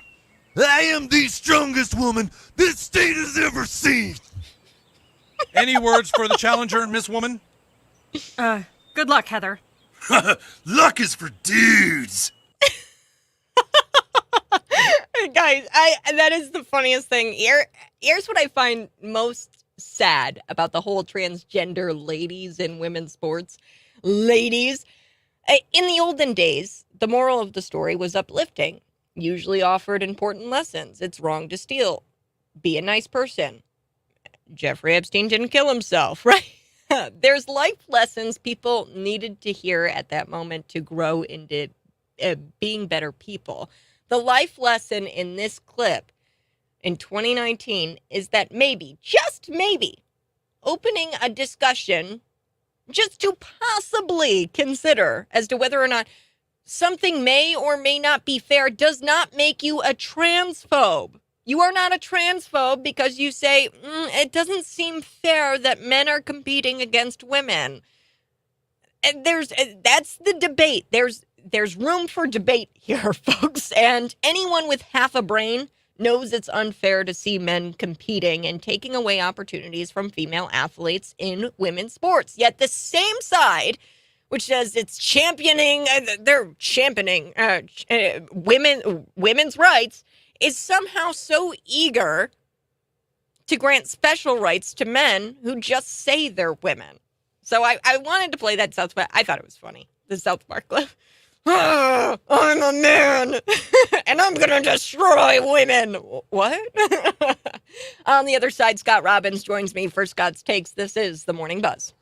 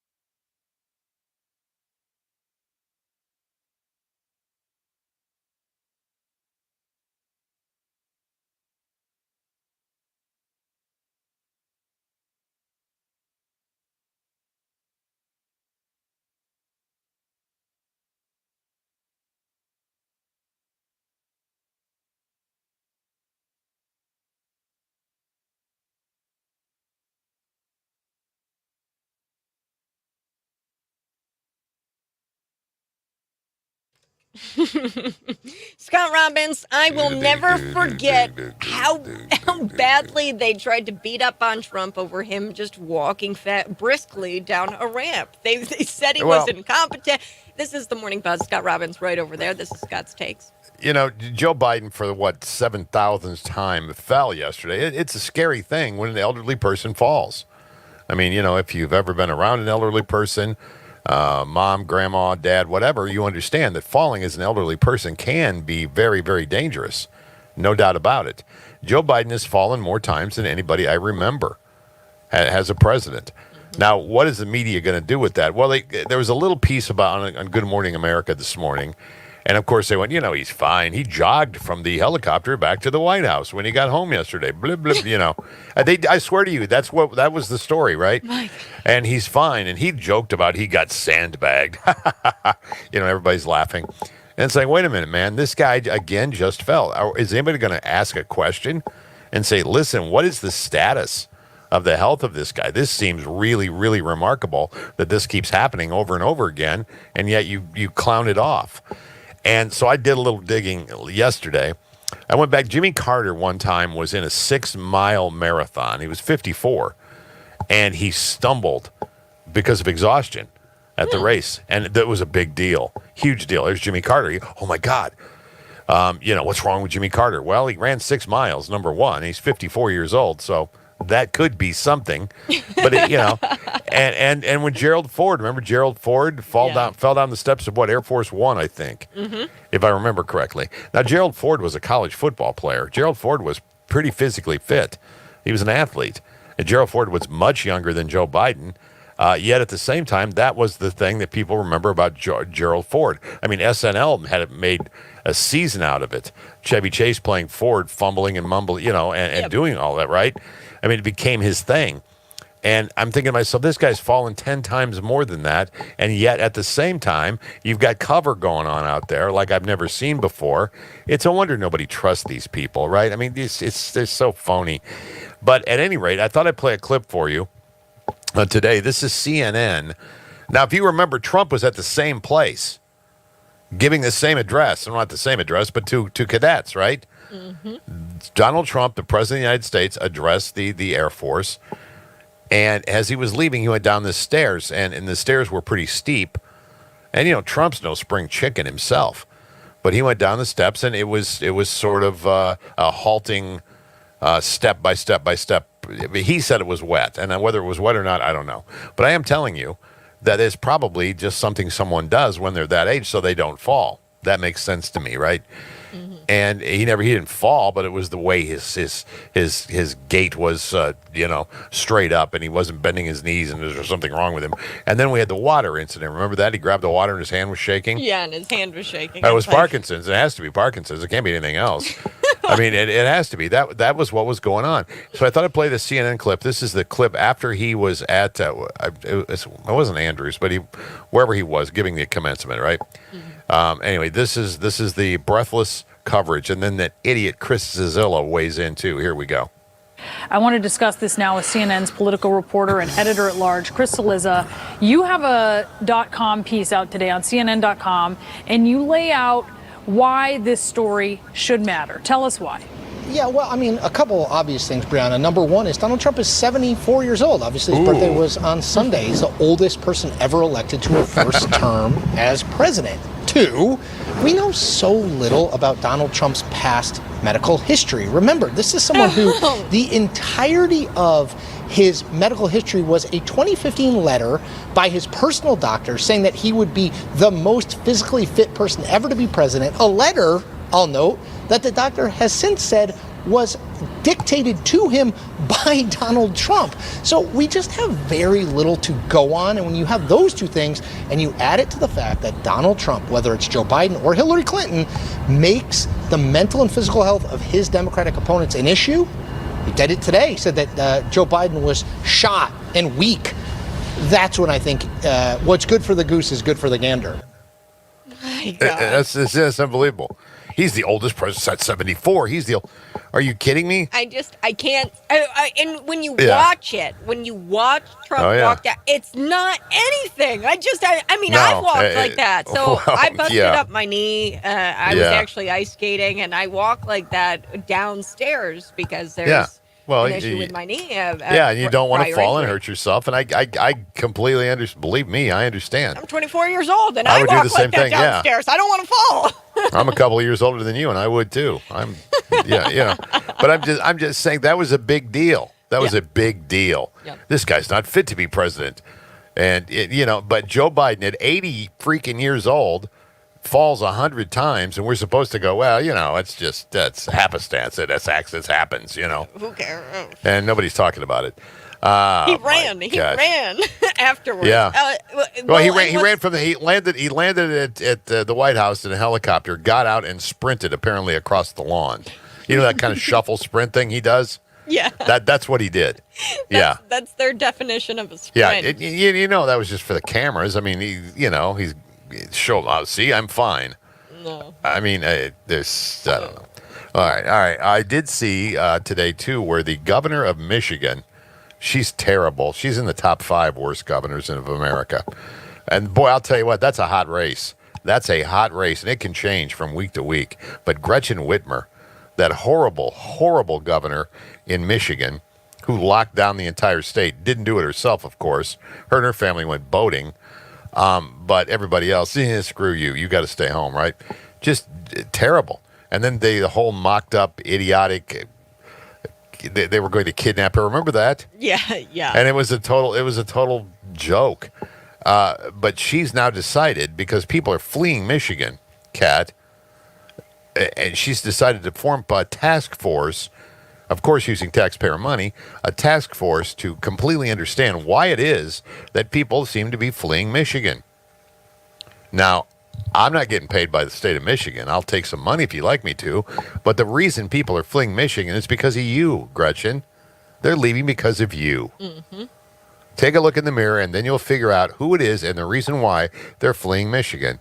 And I bring this up for a couple of reasons. Number one, and again, I love Darren Bailey. I do. I love Darren Bailey. I thought he would have made a fine governor. But there's one thing I think that was missed, and that was the fact that the mass exodus leaving this state. Yeah. And the reasons why they're leaving this state. Well, and when you the have lies. Yes. Pritzker still to this day will sit there and say that people aren't leaving. Yeah, he says it with a straight face, and no one questions that. Well, wait a minute, we have the receipts right here. People are in fact leaving, and the people that are leaving are the people that have the wherewithal to leave. That's why they're leaving. They want to get away from you and the taxes and the iron-fisted way you do government, all the woke nonsense. We're done with you. Mm-hmm. We're leaving. We're going to go somewhere where that isn't the case. We can do it. Now, what's that leave you with? That leaves you with people who are unable to just pull up and go, either financially or have other commitments. They have to stay here. So in order to achieve your utopia, you have to make them pay even more taxes to make up for the fact that the major taxpayers have left the state. This isn't hard. Yeah. All right, this is not hard. This should be very simple to figure out. But these guys all want to form task force. Task force. So then they can manipulate the data when it comes back, and it goes on and on. But it's like there is a reason people leave states and go to other ones. And for as awful and racist as Florida is, they sure as hell have had a lot more people move in there and Texas than these other woke northern, deep blue states. They'll create task force, Scott, and then they'll also create ad campaigns with what's her name, the woman who plays Sue Sylvester. What is her name? Oh, I forget it now. She went to Illinois State University anyway. She's an actor. Yeah, Jane Lynch. That's it. Yeah, So she's so irrelevant. Has she been in anything? I don't think she's in anything anymore. But anyway, so they spend all of this money for this tourist campaign, this ad campaign, and they have her literally singing into a corn dog, Illinois. And it's like, what makes me want to come to Illinois after watching that? What they should say is, and if JB really wants, and he can't say this, of course, but he'd like to, come to the state where you can get an abortion and a sex change while you're here. Yes, yeah. I mean, is that that's a selling point, JB? You love it. I mean, you promote it. This is something you're involved in. then by all means, let's go ahead and tell people why they should come to Illinois. And by the way, I think another thing, there should be free, the minute you cross into Illinois from whatever state, you should be given a free Kevlar vest while you're visiting. Yes. Just in case you get shot at. Golly. All right. Okay. Hey, have a good weekend, Kat. Hey, you too, Scott Robbins. It's Friday. Yeah, I know it's going to be like 98 degrees too, so. You excited for your Markley, Van Camp, and Robin show today? Every day. Every day. Friday 5 day today too, by the way. Friday 5. I can't tell you. I can't tell you what it's going to be, though. I can't. But don't try to get it out of me. All right. See ya. See you later, Scott Robbins. Bye. All right. Scott Robbins, he's going to be on Cities 92.9 a little bit later tonight at 8 o'clock. You guys won't want to miss it. This is The Morning Buzz.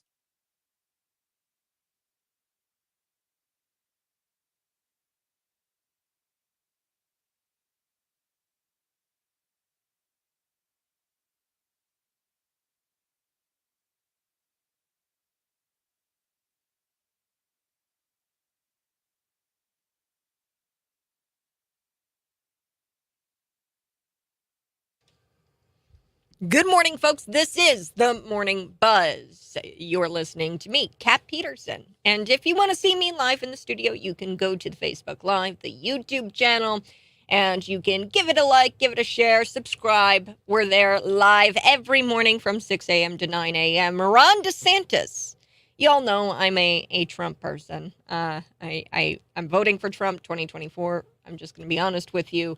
There's a few things that I don't like about Ron. I don't like that he's not very open about his foreign policy. He's very good about talking about domestic policy, and we can see how good he is at domestic policy because we've got the receipts, being that he is a governor in the state of Florida. He runs Florida very well, but he hasn't yet come out and said, hey, we're going to pull out of Ukraine. We're going to take our money out of Ukraine, and we're going to stop this hot proxy war going on with Russia. And I'm concerned that he won't come out and say that, being that he's surrounded himself with folks who have advised Adam Kinzinger and Liz Cheney and Chris Christie. Okay, that's just the facts. I am concerned about it. I like Ron DeSantis, and I have a story here about a reporter actually going up to Ron DeSantis, interrupting him while he's talking to some voters to ask why he doesn't talk to voters. Isn't that hilarious? Ron DeSantis annihilates this reporter, and it's beautiful. It's rich. I can't believe it's been a full week Ron DeSantis has gotten into the presidential race because it feels like he's been in the race forever. But we are going to play that clip because at the end of the day, not everyone is going to see eye to eye until we have a nominee, until we have a candidate. But I want to focus on our mutual enemy today, and that's the journalismers. So we have a clip here for you. Ron DeSantis didn't take a Q&A. He didn't do Q&A at the single event in New Hampshire. Like, it's very, very common for politicians not to take Q&A. There's a reason for it. And there's a new narrative out there, I guess, that Ron DeSantis doesn't want to talk to voters. So I've got that clip here, and we're going to play it. But first, what I want to talk about is Donald Trump and the CNN, the MSNBCs, the news, the talking heads. They've got this out there. Leaks. They claim that there's these tapes, and they've got him this time. They've got Donald Trump, and it relates to the Mar-a-Lago raid. And I just want to debunk this yet again. I've been talking about this since August, and I had a bunch of libs texting in on the text line yesterday talking about how they've got him and Trump's going to jail, and it's just the same crap over and over again. I'm sorry, I get really annoyed about this stuff. The media talking heads, they claim that they've got these new evidence tapes of Donald Trump saying that these are classified documents that they found in Mar-a-Lago, and he talks about the nature of how classified they really are. Apparently, they were documents about the invasion of Iran that never happened. Trump saved the entire invasion plans, and it turns out that he didn't actually allow an invasion of Iran. So they said the quiet part out loud. Folks, Trump actually stopped a potential war. Like, that's awesome. That makes me want to go vote for Donald Trump in 2024. So CNN, you're kind of like shooting yourself in the foot there. When I look at this, these tapes mean nothing, okay? Because I've been saying it since August. The Presidential Records Act gives Donald Trump the right to take the right to take whatever documents, classified or not, and to have them in his possession because under the Presidential Records Act, he's allowed to take them, and the act of taking them declassifies them, or at least, he's allowed to take them. The Congress actually funds the office of the former president, and it's a very secure thing where they staff the office of the former president. They provide Secret Service. Congress funds this for former presidents. And it doesn't matter if they take classified documents or not. And I point to the case with Bill Clinton. Bill Clinton actually had recordings in his sock drawer. Yes, he had recordings of him with foreign leaders, very classified stuff. And the judge in D.C. correctly held that Clinton was allowed to do that under the Presidential Records Act. But, Kat, we have tapes now, and Trump talks about the classified nature of these documents. Look, this is CNN. This is the talking heads. They have an audience they want to appeal to. This is a business. And they try to appeal to the white wine moms. I call them the wine moms. They're the liberal suburban moms who are the only people really watching CNN, if that. Not a lot of eyeballs are on that program. But look, the true game changer is, and what we should be talking about and what should lead every single news program this morning, is the fact that we have the FBI actively covering for Joe Biden right now. And they're facing contempt. Because guess what? There's this form out there. It's called the 1023 form. And what this form does, it lays out, according to a whistleblower from the FBI, they say that this form lays out a bribery scheme where Joe Biden was taking money in exchange to write policy favorable to that of our foreign adversaries or foreign countries. This is big news because the FBI has denied that this form ever existed. And then all of a sudden they say, yes, they admit that it's true and that the whistleblower is correct in that saying that this form exists. And they say that they're going to let Chuck Grassley and James Comer look at it. But they're going to be held in contempt because Chuck and James, they say, no. We're going to let all of Congress look at this. We want all of Congress to look at this form. And they say, we're going to withhold it. You're in contempt. You're facing contempt right now, FBI, because you're covering for Joe Biden. I also want to mention that Joe Biden had classified documents, and he wasn't allowed to take those classified documents. Why? Because he was a vice president. Okay? It's not called the Vice Presidential Records Act. It's called the Presidential Records Act. And guess where Joe Biden had his classified documents? He had them in a box in his garage next to his Corvette. Very secure. Come on. All right, I'm going to be back. We're going to talk about Ron DeSantis. I also have a very special guest that's going to be coming on the line, William Kelly. So he is a reporter, a Chicago reporter. We're going to talk about the violence, and we're going to talk about the peacekeepers you're paying for next.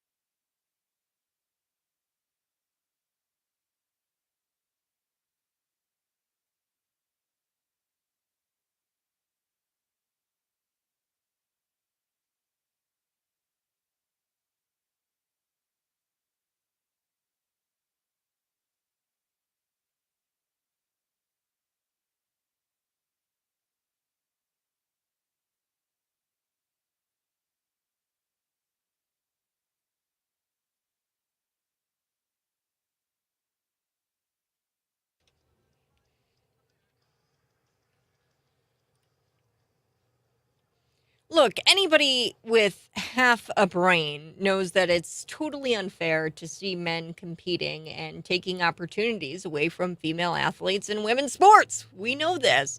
I will be getting to this South Park episode where they predicted this debate that we're having now. I say that very loosely, debate. It's not really a debate. There's one side where people believe that men competing against women born as a woman is inherently unfair. Men who are born as men competing against women who are natural born women, it's unfair. That's one side of the argument. The other side is you're a transphobe if you believe that.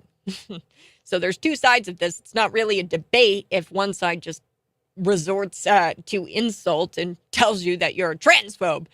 So with any great debates of our generation, there's always South Park to respectfully air both sides of the argument. I'm going to get to that here in just a little bit. But first, I was telling you about Ron DeSantis. Ron DeSantis, he was talking to some voters, and then a reporter interrupts him to ask him why he's not talking to voters.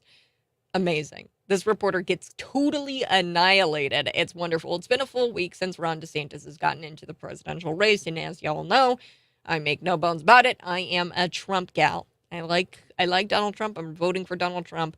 I'm concerned about Ron DeSantis. I'm concerned that he still hasn't talked really about foreign affairs. He hasn't said that for sure, if he's president, he will pull us out of that hot proxy war going on with Russia right now in Ukraine and in Russia. There is a lot of things going on with that war. I'm going to have to do a special where I talk about the geopolitics of that. And Ukraine has actually gone into inland Russia and has taken the offensive, which is concerning. And is this going to lead to World War III? Who knows? I don't know. Nobody really knows. And we should be advocating for peace. We should be pushing for peace. War is not good, and people are dying at the end of the day. And Ron DeSantis has yet to come out and really speak to that, to foreign affairs. He's very good at talking about domestic policy, and obviously I love his domestic policy. He's a very good governor in the state of Florida. Look, and not everyone is going to see eye to eye until we have a candidate. So I'm not talking about Trump v. DeSantis this morning. What I do want to talk about is our mutually agreed upon enemy. Let's focus on the journalismers. There's this new narrative out there, I guess, that Ron DeSantis doesn't talk to voters. I don't know why that's the case or what the heck he's talking about or how they have cooked up that narrative. But the same journalismers, I truly believe this. They are just like sweating. They are panting. They're like, we just want Joe Biden to talk to us so that way if we get a question in, we'll be on cable news with Jake Tapper. Or with Jake Tapper. I don't even think he's on CNN. I don't know who these people are anymore on these cable news networks. But that's their whole goal. They want to work a softball question in to say that they talked to Joe Biden and Joe Biden talked to them, and Joe Biden is so snippy with reporters. I don't know why these reporters are still they fawn over this guy. I'm watching the news this morning, and it's just like, oh, he made a joke about it. He got sandbagged. That's why he fell. He tripped over a sandbag. There was no sandbag. I don't know. I mean, I guess there is a video of a sandbag. I still don't believe it. I think it's photoshopped, right? I didn't see the sandbag. I don't know if he tripped over the sandbag. If he did, I mean, still, the score is Joe Biden 0, sandbag 1. And I mean, at the end of the day, these reporters are just lapping up everything Joe Biden says. They are fawning over him. They are not hard on Joe Biden at all. And then here we have Ron DeSantis at a single event in New Hampshire. Ron DeSantis doesn't take a Q&A. Darren Bailey, he wasn't very known for taking Q&As like this in this formal format. Grassroots movements, conservatives, they don't like the Q&A format because when you ask a formal question, the response is usually a formal, inauthentic answer. And you don't get to understand the voters and what their concerns are when it comes to America, when it comes to even local issues, right? I saw this a lot when I went to candidate forums and things like that, politicians, really actually good ones, don't like doing the Q&A format because you don't get the authentic questions. So Ron DeSantis decided not to take a Q&A. Okay, a lot of politicians do that. They don't like the formal format. To find out why Ron DeSantis is afraid to talk to voters, yes, he's afraid to talk to voters, according to this Associated Press reporter, the same Associated Press that claims that John Fetterman is some sort of fashion icon. Here we have DeSantis. He asked DeSantis why he doesn't want to talk to voters, but at the same time, he interrupts him while he's talking to voters, which is quite hilarious. If you're watching on Facebook or on YouTube Live, you can see the video where Ron DeSantis is talking to voters. And when the reporter interrupts him, here we go. Why not take any questions from voters, Governor? Governor, how come you're not taking questions from voters? Not coming up to me, talking to me. What are you talking about? I'm not here murdering with people. Are you blind? Are you blind? I'm not blind. No. Okay, so people are coming up to me, talking to me, whatever they want to talk to me about. Why not take any questions? There you have it. Ron DeSantis saying, are you blind? Are you blind? Do you not see all of these people coming up to me and asking me questions? Okay, so they run with these narratives, and these narratives just aren't true. Ron DeSantis does, in fact, talk to voters. Okay, there's a lot of things you could ask Ron DeSantis. If I was a reporter, the thing I would be asking him is, day one of presidency, do you plan to pull out of this war with Ukraine and Russia? Would you continue to sign checks over to Ukraine, billions and billions of dollars? That would be my first question. I would be he has yet to really talk about foreign issues. So I don't know why they cook up these narratives and then ask the questions about these narratives they cook up. It just doesn't make a whole lot of sense to me. But DeSantis there, he lashed out by telling the journalismer that he is answering voters' questions all of the time. And for example, I have this wonderful question, and this is the type of question you get when you don't have a Q&A format. So again, he's not in a Q&A format here. He's just taking questions from the crowd. He's walking in the crowd, and he's taking some very authentic questions. Here's one about ballot harvesting. Here we go. Yes, we will. So each state is different, right? So like in Nevada, they send everyone a ballot, which is bad. But we're going to do ballot harvesting. I'm doing it. Yes. I'm not going to fight with one hand tied behind my back. So there you have it. Ron DeSantis giving a very authentic answer there. He says, one thing that is of a concern for me is that Ron DeSantis will come off as inauthentic during his campaign. Not taking a Q&A is actually really good. Whoever makes that decision for him to go out and talk to the voters in this format. He has an authentic answer, and he says, look, I'm not going to go into this fight with one hand tied behind my back. We need ballot harvesting. If you are not ballot harvesting, if you are not working towards the same strategies the Democrats constantly use, the harvesting of ballots, the chasing of ballots, getting people to vote early, getting people to vote often, getting people to vote early, then you are 500 steps behind. So these political journalismers, they are totally useless. They're the most useless of all other journalismers, and they don't care about informing voters. They only want the cheap gotcha moment that gets them invited on cable news, CNN, Jake Tapper, and the rest of it. I do want to shift gears here. Want to talk about South Park. This is a funny clip. There's a trend on Twitter that I absolutely love, and it's a South Park clip. It's one of my favorites. I was a kid, and I used to watch South Park, Family Guy, against my parents' wishes.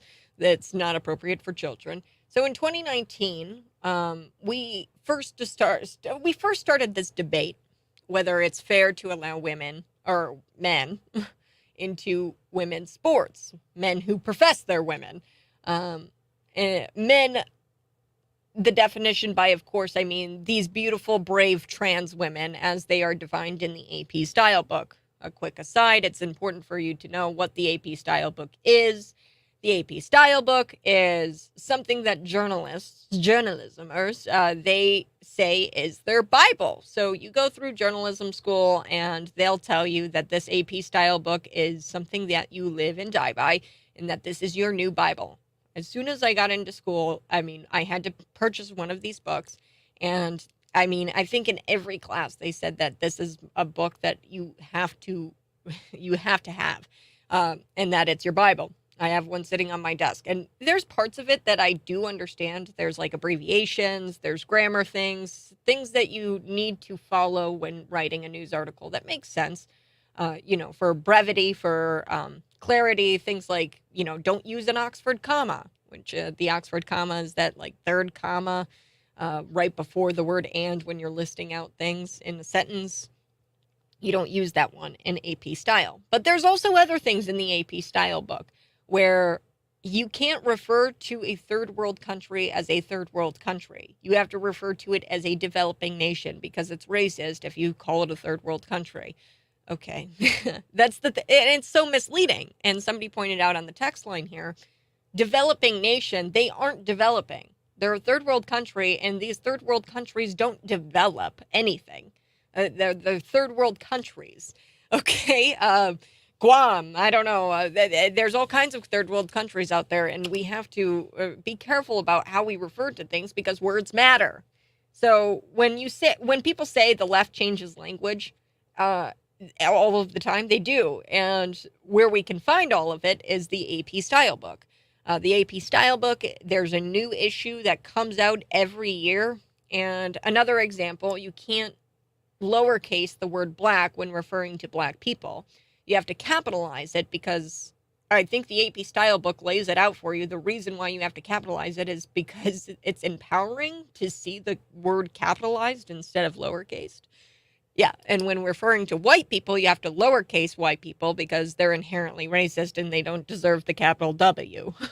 Isn't that something? So yeah, quick aside on the AP Style book. Let's get to South Park here.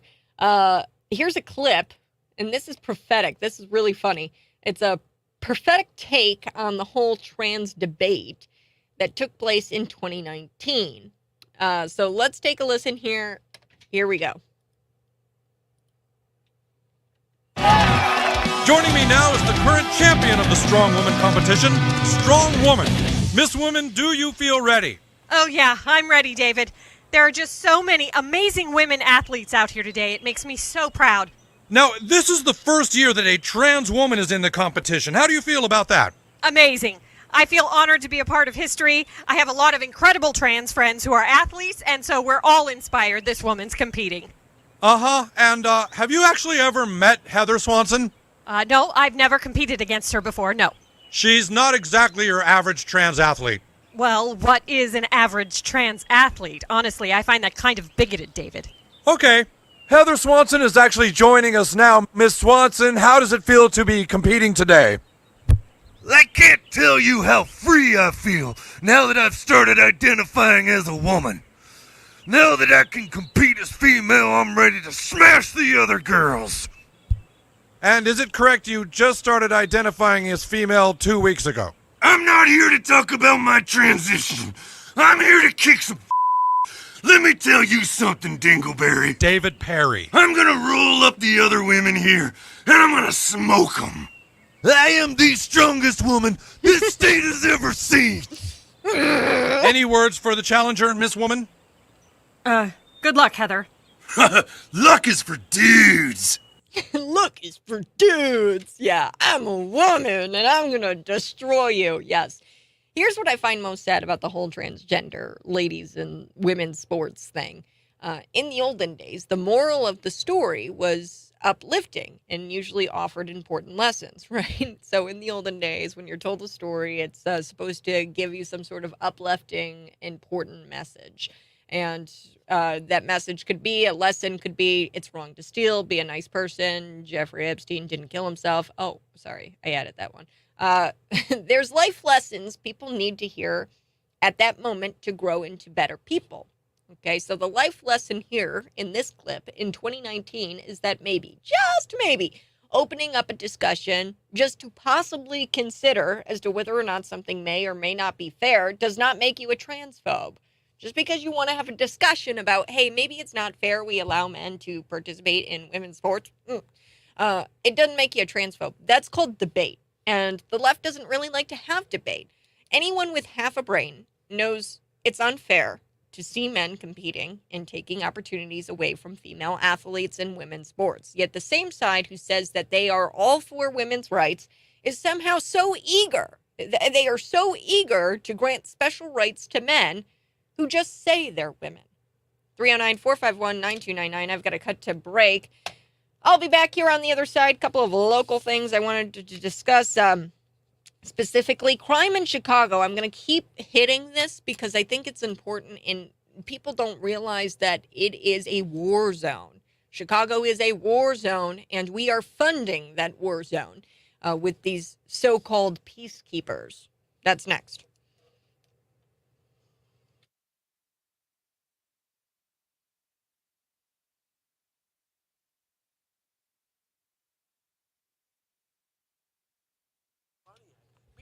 Hey, good morning. Thanks so much for tuning in to the live stream. If you are watching right now, please go ahead, smash the like button. The removal of the Oxford comma is the beginning of the downfall of civilization. I love that. That is funny. Yes. Getting people to vote often. Becky. Yeah, you caught my little sly there for the Democrats. Yeah. What do the Democrats do? They say vote early and vote often. Yeah, indicating that they vote multiple times. Becky, you're funny. Luck is for dudes. Yeah, that's South Park. Luck is for dudes. And they continue to go after Donald Trump to try to take the focus off pedophile Joe Biden. Wow, you just said the quiet part out loud. And company in the shitstorm that the Democrat Party is creating, just like they did with Hillary's. Oh my gosh, this is hilarious. This is a good one. Hillary's emails and them smashing the phones with hammers. Yes, I know, in this wild. So, what should headline the news every single news outlet right now should be talking about how the FBI is quite possibly going into contempt because they are refusing to give over a form that a whistleblower informed a committee of. And I'm just going to be flat out honest with you. This is damning. I think that this form is damning, and I think that Joe Biden took bribes from foreign adversaries to create policy as a sitting vice president. This is big, and people don't understand how big this is. That's treason. In olden days, and I mean, treason is punishable by death in some countries, right? And I don't know, I mean, that's not what we're doing here in the United States, obviously. I would just like to see Joe Biden locked up and Hillary Clinton locked up. These people need to be locked up for what they've done. Especially Hillary. I mean, with the Durham report, she paid operatives to spy on Donald Trump's campaign and to spy on a sitting president, and to sit there and cook up some sort of lie about him colluding with Russia to steal the 2016 election. It's just going to be, I mean, it doesn't get much worse than that. Treason, it doesn't get much worse than treason is what I'm trying to say.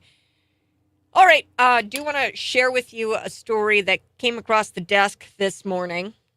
If you guys aren't on the Post Millennial and you don't watch the don't read the Post Millennial, I highly recommend you do. PetSmart launching some pride wear for their cats and dogs. For cats and dogs. Who knew? I don't know of a gay dog. It just doesn't work out in nature, I guess. So PetSmart, I was in the PetSmart here in Bloomington, and I noticed this a few days ago, and I actually got a text here from Becky about a couple of weeks ago of a Bloomington PetSmart where they launched this pride wear for cats and dogs. This marks the fourth consecutive year PetSmart has donated to Gleason, I guess is I'm going to put it in the chat. I know exactly what this is, though. This is a nonprofit organization who is dedicated to really just indoctrinating children and perverting children and teaching them sex positions.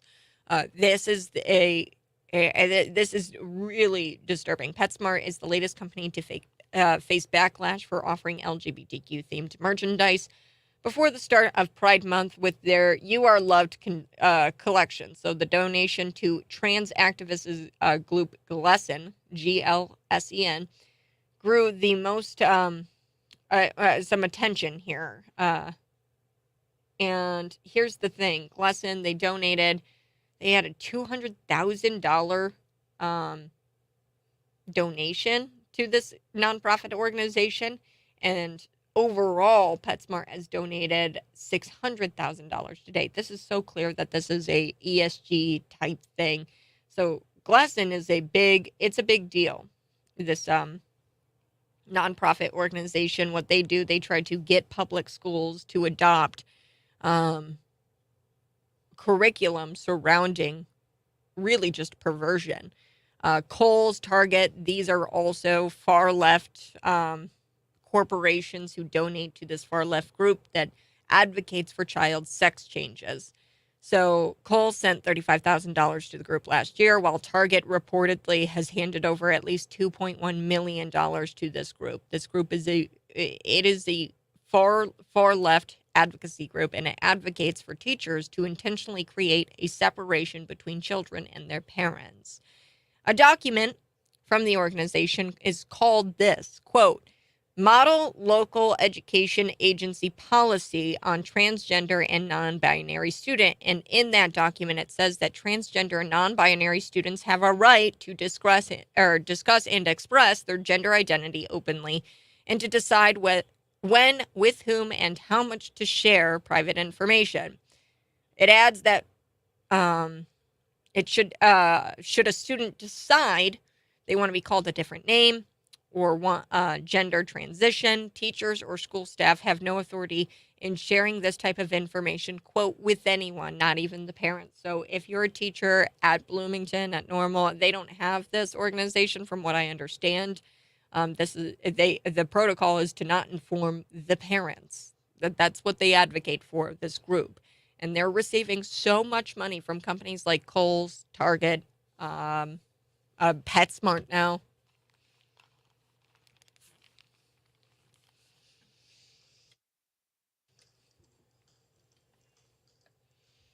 Good morning. Thanks so much for joining me here on the Morning Buzz. You can text in at 309-451-9299. Now, I came across this story, and I think it's important. I was telling people on Facebook Live about it. PetSmart has recently joined with Kohl's and Target in giving donations to a far-left advocacy group. It's called GLSEN, GLSEN, and they've contributed, and I'm talking about PetSmart here, $600,000 to date. Just this past Pride Month, they have donated $200,000. Really disturbing what this advocacy group does. I'm just going to read for you what they are all about. And just to keep this in mind, Kohl's, Target, they also fund this far left group. There must be something going on where your ESG score just skyrockets if you donate to this far left group. And what this far left group does is they advocate for child sex changes.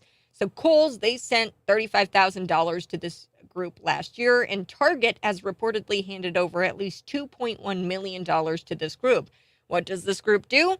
Well, they openly advocate for teachers to intentionally create a separation between children and their parents.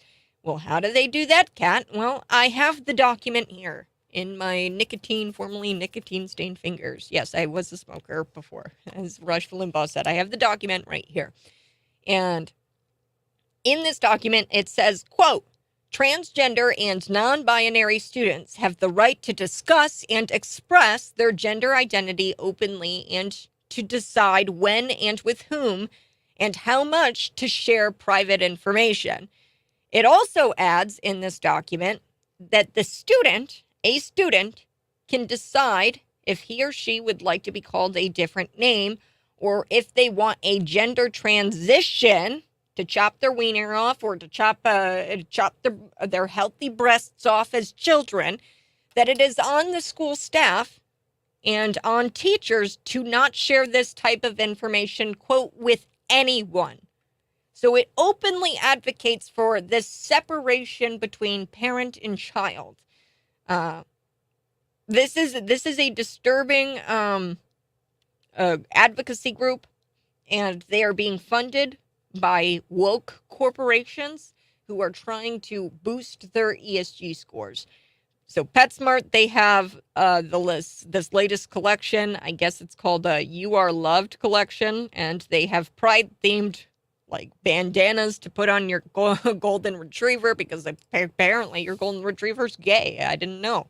So PetSmart announced on its website, quote, "We are proudly supporting LGBTQ plus community with a $200,000 donation to Glesen, GLSEN. PetSmart is proud to elevate the voices and experiences of the LGBTQ community." Okay, whose voice are you elevating? Because the last time I checked, dogs can't talk. Like, our dogs are gay and you're elevating the gay dog's voice? I don't get it, right? No, we're elevating the voices because now you can put a rainbow bandana on your golden retriever to I don't know, virtue signal his sexuality. I don't get it. I don't get it. Do you?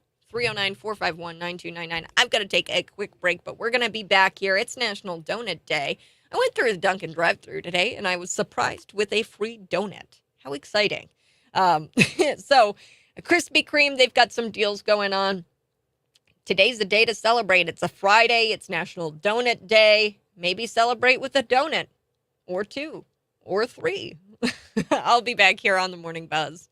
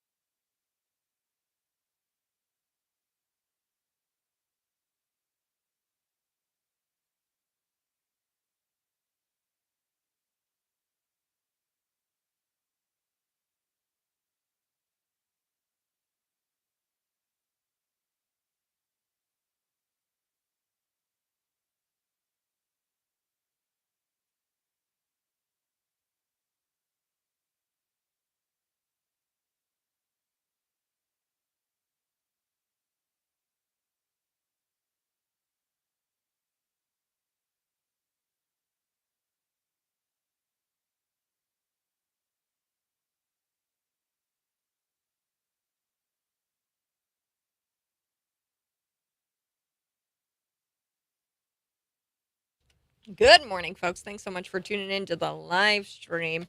I love this. Yeah.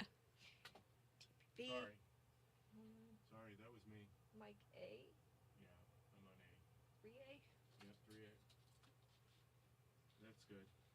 Live radio, folks. Live radio. Okay. Live Facebook. DBB joins me live on Facebook here. We're going to be back. Love this. Ryan, he goes, WTF, animals aren't gay. Good Lord, PetSmart. So that's talking about, have you seen this, DBB? The I try PetSmart? not to, Kat. I try not to. Do you know what GLESEN is? GSLEN. That nonprofit organization. It goes around and they try to advocate in schools to get them. You need it lower. No, they're fine. To get them to adopt things like not telling your parents if you want to go by a preferred name or pronoun. Oh. Oh. Kat, we've known it for years. They're coming after our kids. I mean, obviously, if they don't have the kids, they don't have the youth, they don't have their movement. They don't exist. They cease to exist. They need default in the country. They need states to default. They need everybody to buy into what they have put forward. It is, once again, rules for radicals. There's a reason that Barack Obama, that was one of his big books, right? Sal Alinsky. He's a protege of his. This is what we are. I mean, we continue to be, I guess, blown away at what can they come up with next. Well, believe me, they come to kill, steal, and destroy. They have no other plan. They'll tell you they're not. They're here to liberate, to equate, to diversify, to celebrate the uniqueness of every human creature. Yeah, there you have it. We're here to celebrate. We're going to go on in just a minute, and we're going to talk about Joe Biden falling. Yep, he did. He had a fall. He did. But once again, Kat, it's sad. I mean, I don't know what else to say other than just it's utterly sad. But it's really not about the people. You know, when our focus is on whether Joe Biden tripped over a sandbag or not, and yet the economy is crumbling. However, you know, their manipulated job numbers, which have been manipulated since COVID, are up again, but really I don't see it returning itself in the investment portion of it. Are we truly making headway in the economy?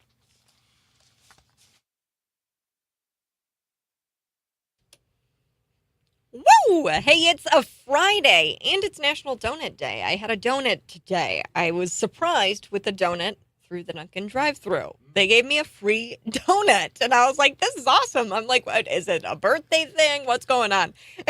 And no, it's National Donut Day on a Friday. So have fun. Have a donut, maybe 2, maybe 3. There you have it. Donuts for everyone. Donuts for everyone. Now, DPB, that voice you're hearing, David Paul Blumenshine, he is on Sundays from 1 to 3, and it is the best show. It's actually the show, a lot of people don't know this, that made me want to pursue Cities 92.9 and try to get a job here. So put an application lo in. and behold, fast forward, you have a job here now. Yes. And think little as long did I as you know that the show that I was listening to on my way home, so I used to go home and go to church with my family on Sundays from college, and I would be driving back, and I would tune in to David Paul Blumenshine from 1 to 3. Because right after church, I get in the car, I'm driving back home driving back to college from being with my family over the weekend. And little did I know, I would actually get to meet the David Paul Blumenshine and actually get to work here. So it was really fun. Blumenshine versus the Oot. That's right. Original. Or conservative Cat. It's good to be here, Kat. I always enjoy it. Please tune in. We obviously can't do this without you, the force behind our programming, which is our audience. I mean, we appreciate you guys so much as you continue to allow us to have this opportunity to bring you this content, this that isn't being told. Once again, we know the story, You covered it earlier in the show. They're not going to ask Joe Biden the questions that they ask Ron DeSantis or Tim Scott or Nikki Haley or Donald Trump. It's just not going to happen. In fact, they run cover at every chance they get. Hence the reason that suddenly there's another leak from the Merrick Garland Department of Justice that now we're getting a little too close to the third rail of Joe Biden in this whole letter, even though John Kirby, professional Biden comes out and says, come on, he's already addressed that. There's nothing to it. Well, if there's nothing to it, then turn over the document. It's not a classified document. document. Lie anyway, because he doesn't. John Kirby says he's already addressed it, but he hasn't, because what his addressing is denying that he knew anything about Hunter Biden's dealings. Yeah, which is just not true. Well, the left is notorious at saying it's a nothing burger. Everything's a nothing burger when it comes to the Durham report. They're not going to cover that. And bottom line is this, Kat. If you talk to any professed leftist, Marxist, they will tell you that the biggest threat to America right now is white supremacy. I've got a texter that banters back and forth with me. He's total lefty, who will tell you that the Proud Boys and the Oath Keepers, of course, they're conservative groups. No, they're not. Sometimes those guys act outside of the Constitution. I don't support any group that acts outside of the Constitution, including this current resident in the White House. Yeah, who's acting outside of the 14th Amendment right now. Or the guy that's down in, or I should say, I was going to say down Springfield, actually up in Chicago, maybe in Florida, maybe in Wisconsin, the governor. But bottom line is they believe that white supremacy is the greatest threat to this nation. They don't believe it. Followed by Russia. They want you and I to believe that. it. But they tell us this, right? Yeah. And I do believe they believe it because they are in a trance. They can't admit that China is the greatest threat to this country right now. Because they're profiting off of it. Come on. Well, and okay, then also, if they're not the greatest threat, what happens if they stop delivering pharmaceutical drugs to our country tomorrow? What happens? We already know. Their coffers go. Bottom line is they control the pharmaceutical industry. They control us. We happen to be one of the most medicated societies or countries in the world. Why? I mean, a lot of that happens to be mental illness, unfortunately. We talk about addressing mental illness. We're going to have all these great programs that never amount to anything. But that's what I'm saying, is they can't even admit what is the greatest threat to this nation. And it sure isn't a bunch of faction groups, and it isn't white supremacy, even though they've made it to be so. Yeah. Well, and I wanted to play this clip here because you bring this up. They don't cover Donald Trump the same way they cover Joe Biden in any way. And Donald Trump responded very well. Very Trumpist. Yes, Trumpism. Trumpy, yeah. Trumpism. He was Trumpeting. Yeah, I'm using his name as an adjective, folks. Here's Donald Trump and what he responded to when somebody informed him at this rally in Des Moines, Iowa, about Joe Biden's fall. Yeah. Yeah. Here we go. Fox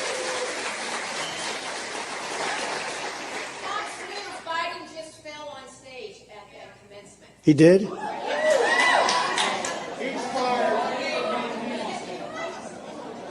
He just fell on what stage? He's down at Colorado Springs doing that commencement. He's at the Air Force Academy. Yeah, fell on stage. He actually fell down? Well, I hope he wasn't hurt. I hope he wasn't hurt. But the whole thing is crazy. You got to be careful about that. You got to be careful about that because you don't want that. Even if you have to tiptoe down a ramp, you got to tiptoe down the ramp. It's like an ice skate. It's a shame because that was the best speech I think I've ever made. He just goes into a trumpet. And it was pouring rain, and it was horrible and cold and windy. And they have a ramp that was pure like an ice skating rink. And it was like 25 feet long. And I talking to the general, and he has boots on, big combat boots, and they're rubber soles. And I have nice leather, good. And I say, you know what, General, get ready. If I grab you, you just get ready because I got this stupid ramp that somebody put up. And there's no stairs, right? And I said, so I tiptoed down, And I suffered for that. They never covered my speech. But everybody, the smart people understood that. But that's too bad. If you fell, it's too bad. Look, it's just... Yeah, the winds. Yeah. Look, you know, we gotta just get this thing back on track. Isn't he awesome? A great response. Once again, he's trying to sit back like all of us and wonder, what are we watching right before our eyes? You know, Dan Bongino, who will be here coming up at 11 o'clock every day, Monday through Friday, the Dan Bongino Show. Dan says it best. You know, when we look at this particular world that we're living in, it's like a simulation. Are we really living through this? Everything you had mentioned something about earlier before we went on air, you know, Joe Biden and his trip and fall, and you know, but Kat, everything that comes at us like a fire hydrant, is it reality or is it Memorex? I'm starting to believe it's Memorex. You can't make this stuff up. Think about where we were 10 years ago. I know where you were. You were 14 years of age. Myself, 10 years ago, I was 50 years of age. And you wouldn't even believe the conversations that we have today back then. You would have said that is out of the Twilight Zone. And it truly is. You've entered a whole new reality. Welcome to the Twilight Zone.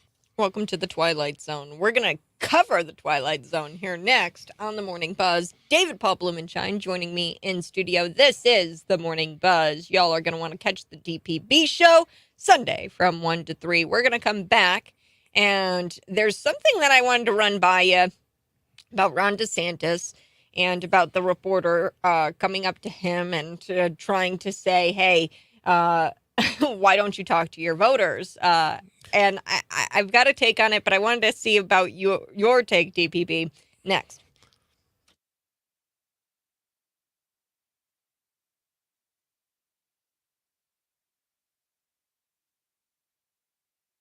To this world today is these people are wired to ask those questions. How can you even take that question serious? Yeah. I mean, really, you're standing in a room full of people and you're asking a presidential candidate why he's not talking to the voters. You know, what is this, a Matrix movie? Are you in an empty room? Yeah. And these people are just merely 3D holograms or something? Holograms? Like, are you blind? Wow. Wow. You know? But Kat, it gets back to it's a sociology experiment. It truly is. And I love studying it because it's right up my alley of human behavior. But what has traumatized these people? Yeah. That they have this kind of mindset. You know? And we all go through life. We all have ups and downs. I think and falls. at the root Joe Biden cause, just happens to have more falls. They talk about root causes, DPB. I think the root cause here is really actually the journalism schools. Yeah. Well, but it's all schools. Like I said, they need the kids. If they don't have the kids, they don't have the young people, they don't have a movement. They have to steal the mind of people. Young people, I should say. Mm-hmm. Because older people are like, you got to be kidding me. Senate approves the debt ceiling bill. Yep, they did. Then we've got Governor 63 to 36. Is that what the vote was? So one abstained. You know, once again, Article 5. You know, I do think that you should talk a little bit about JB. JB? Yeah, I mean, he's balanced the budget 5 times in a row. 5 times. He's 5 for balanced 5. Budget. Balanced $500 billion. That means that he has managed to spend every dollar he's allocated. It hasn't improved the financial shape. I mean, even with the credit upgrades, we're still next to New Jersey at the bottom. So you're raving about being at the bottom. And please don't blame Rauner. You have controlled, the Democrat Party's been in control of the state of Illinois for close to 40 years. Mm-hmm.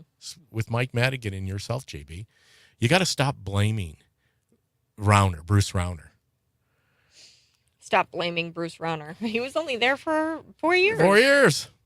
And he didn't have the General Assembly. I don't understand. He didn't control the Senate or the House. Guy was a Democrat. You've got to call.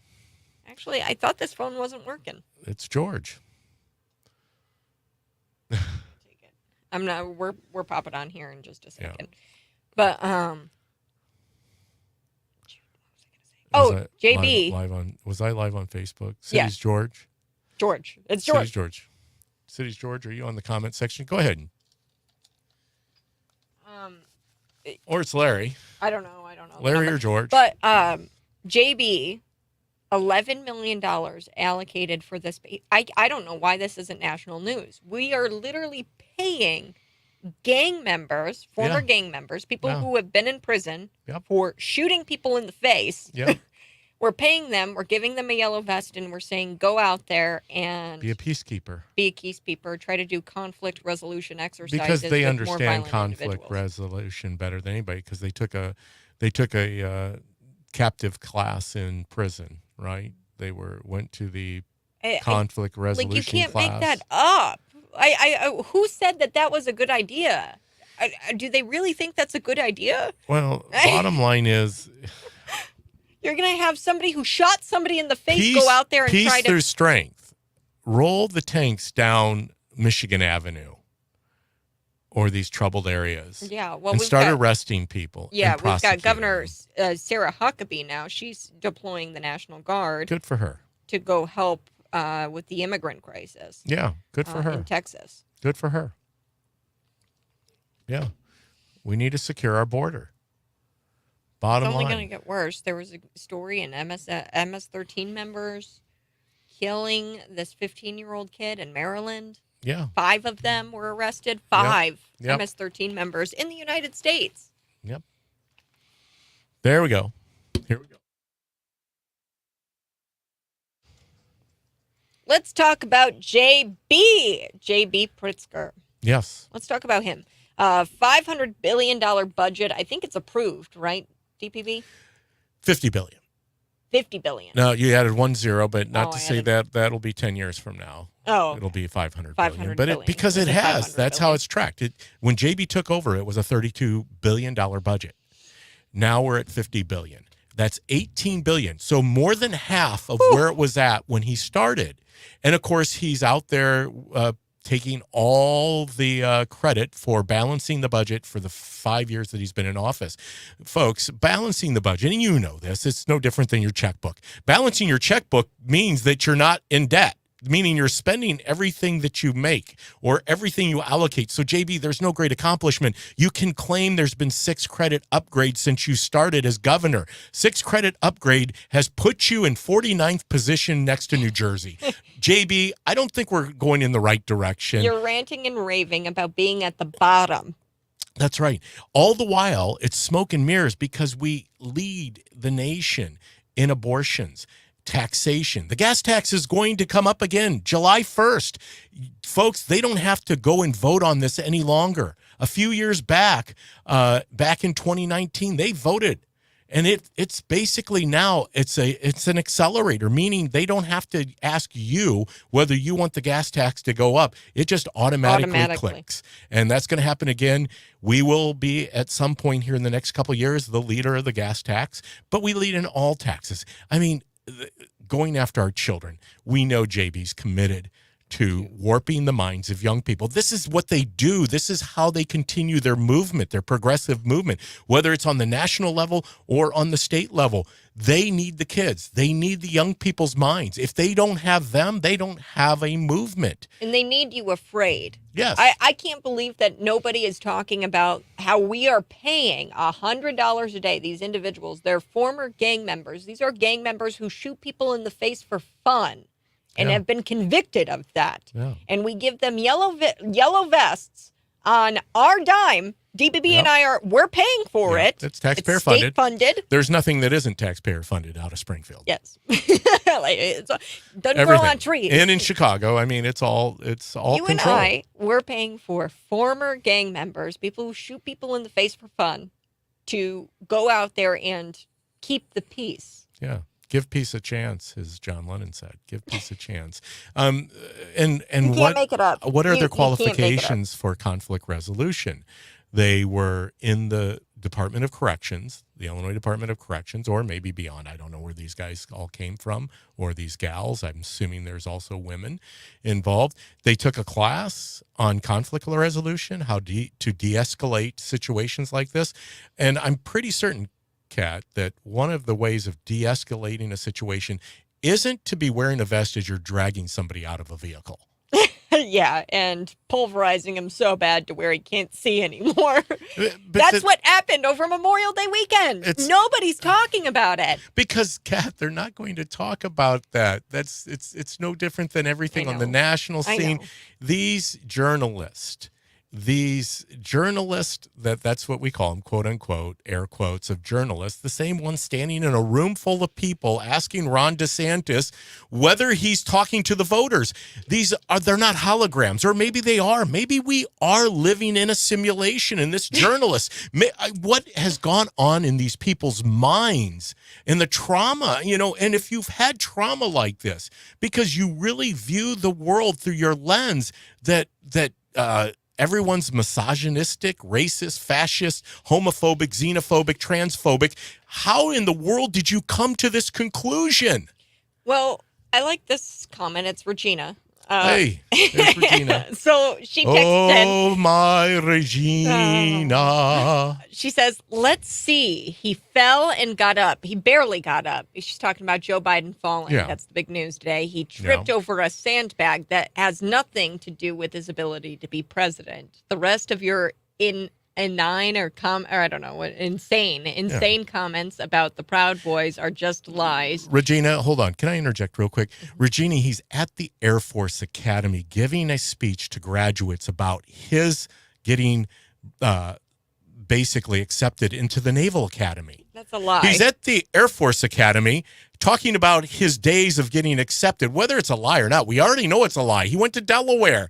He was the top of his class, wasn't he? He tells you about that. He was graduating from Delaware. There's no way he could have been nominated in 1965 to be in the Naval Academy. But he also, Regina, says he's at the top of his class. Regina, you continue to defend this man, and once again, when I just was talking about somebody with a prism of viewing the world, I feel bad for you. I don't know what kind of trauma you went through. I hope you seek help for it in counseling. That's all I can say. It's the TDS, Trump derangement syndrome. But it's more than TDS with this particular chatter in the chat room. It's more than TDS. She's chatty. There's more than TDS behind this. It's overarching. We're going to be back on the Facebook Live and on YouTube Live. You can continue to get the exclusive content there.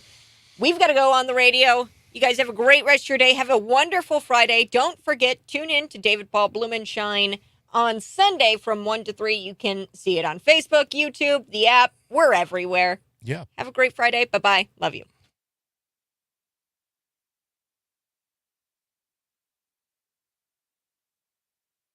The Facebook Live. Yes. So we're on Facebook Live, and I just wanted to have you wrap up your comment there, DPB, about more than Trump derangement syndrome. About our friend Regina. I mean, Regina, you're right. It's sad. It's sad that anybody falls in a public venue like that. I mean, boy, if I took a fall like that, you're right. I have. I remember when I was a kid and I was in a play. Yeah. So we were all like dancing and everything, and I was supposed to have these real high heels on, and they are called character shoes, right? And they're these big old flipping heels. Yeah. And I fell down like all of these stairs, and I took a tumble in front of the entire school. It was so embarrassing. Well, and most of us have fallen. We have been embarrassed in a public venue. It's just this is clearly a it's problem over 2 years of, this hasn't happened once. This hasn't happened twice. This hasn't happened 3 times. This is the man walks around at times like he doesn't know where he's at. If you're a humane person, you would want our president to go through a cognitive test, through a physical fitness test. They talked about Trump, that's what they were saying, gingerly, because he was cognitively not there, blah, blah, blah, blah, blah. But really, this is a situation where I think we need to really address it. And I really think that these people So she brought up also in her comment January 6th and the MAGA cult, white supremacy, racism. Is this something that just lives with them day in, day out? Racism. Every day they wake up and they can't. Regina, bless your heart. I mean, once again, you and I are never going to agree on this. I was there. You weren't. I saw it with my own eyes. See, that's no different than somebody talking about the immigrant crisis we have on our border and saying it's at the lowest. I mean, this is what this texter friend of mine said this morning. It's the lowest it's been.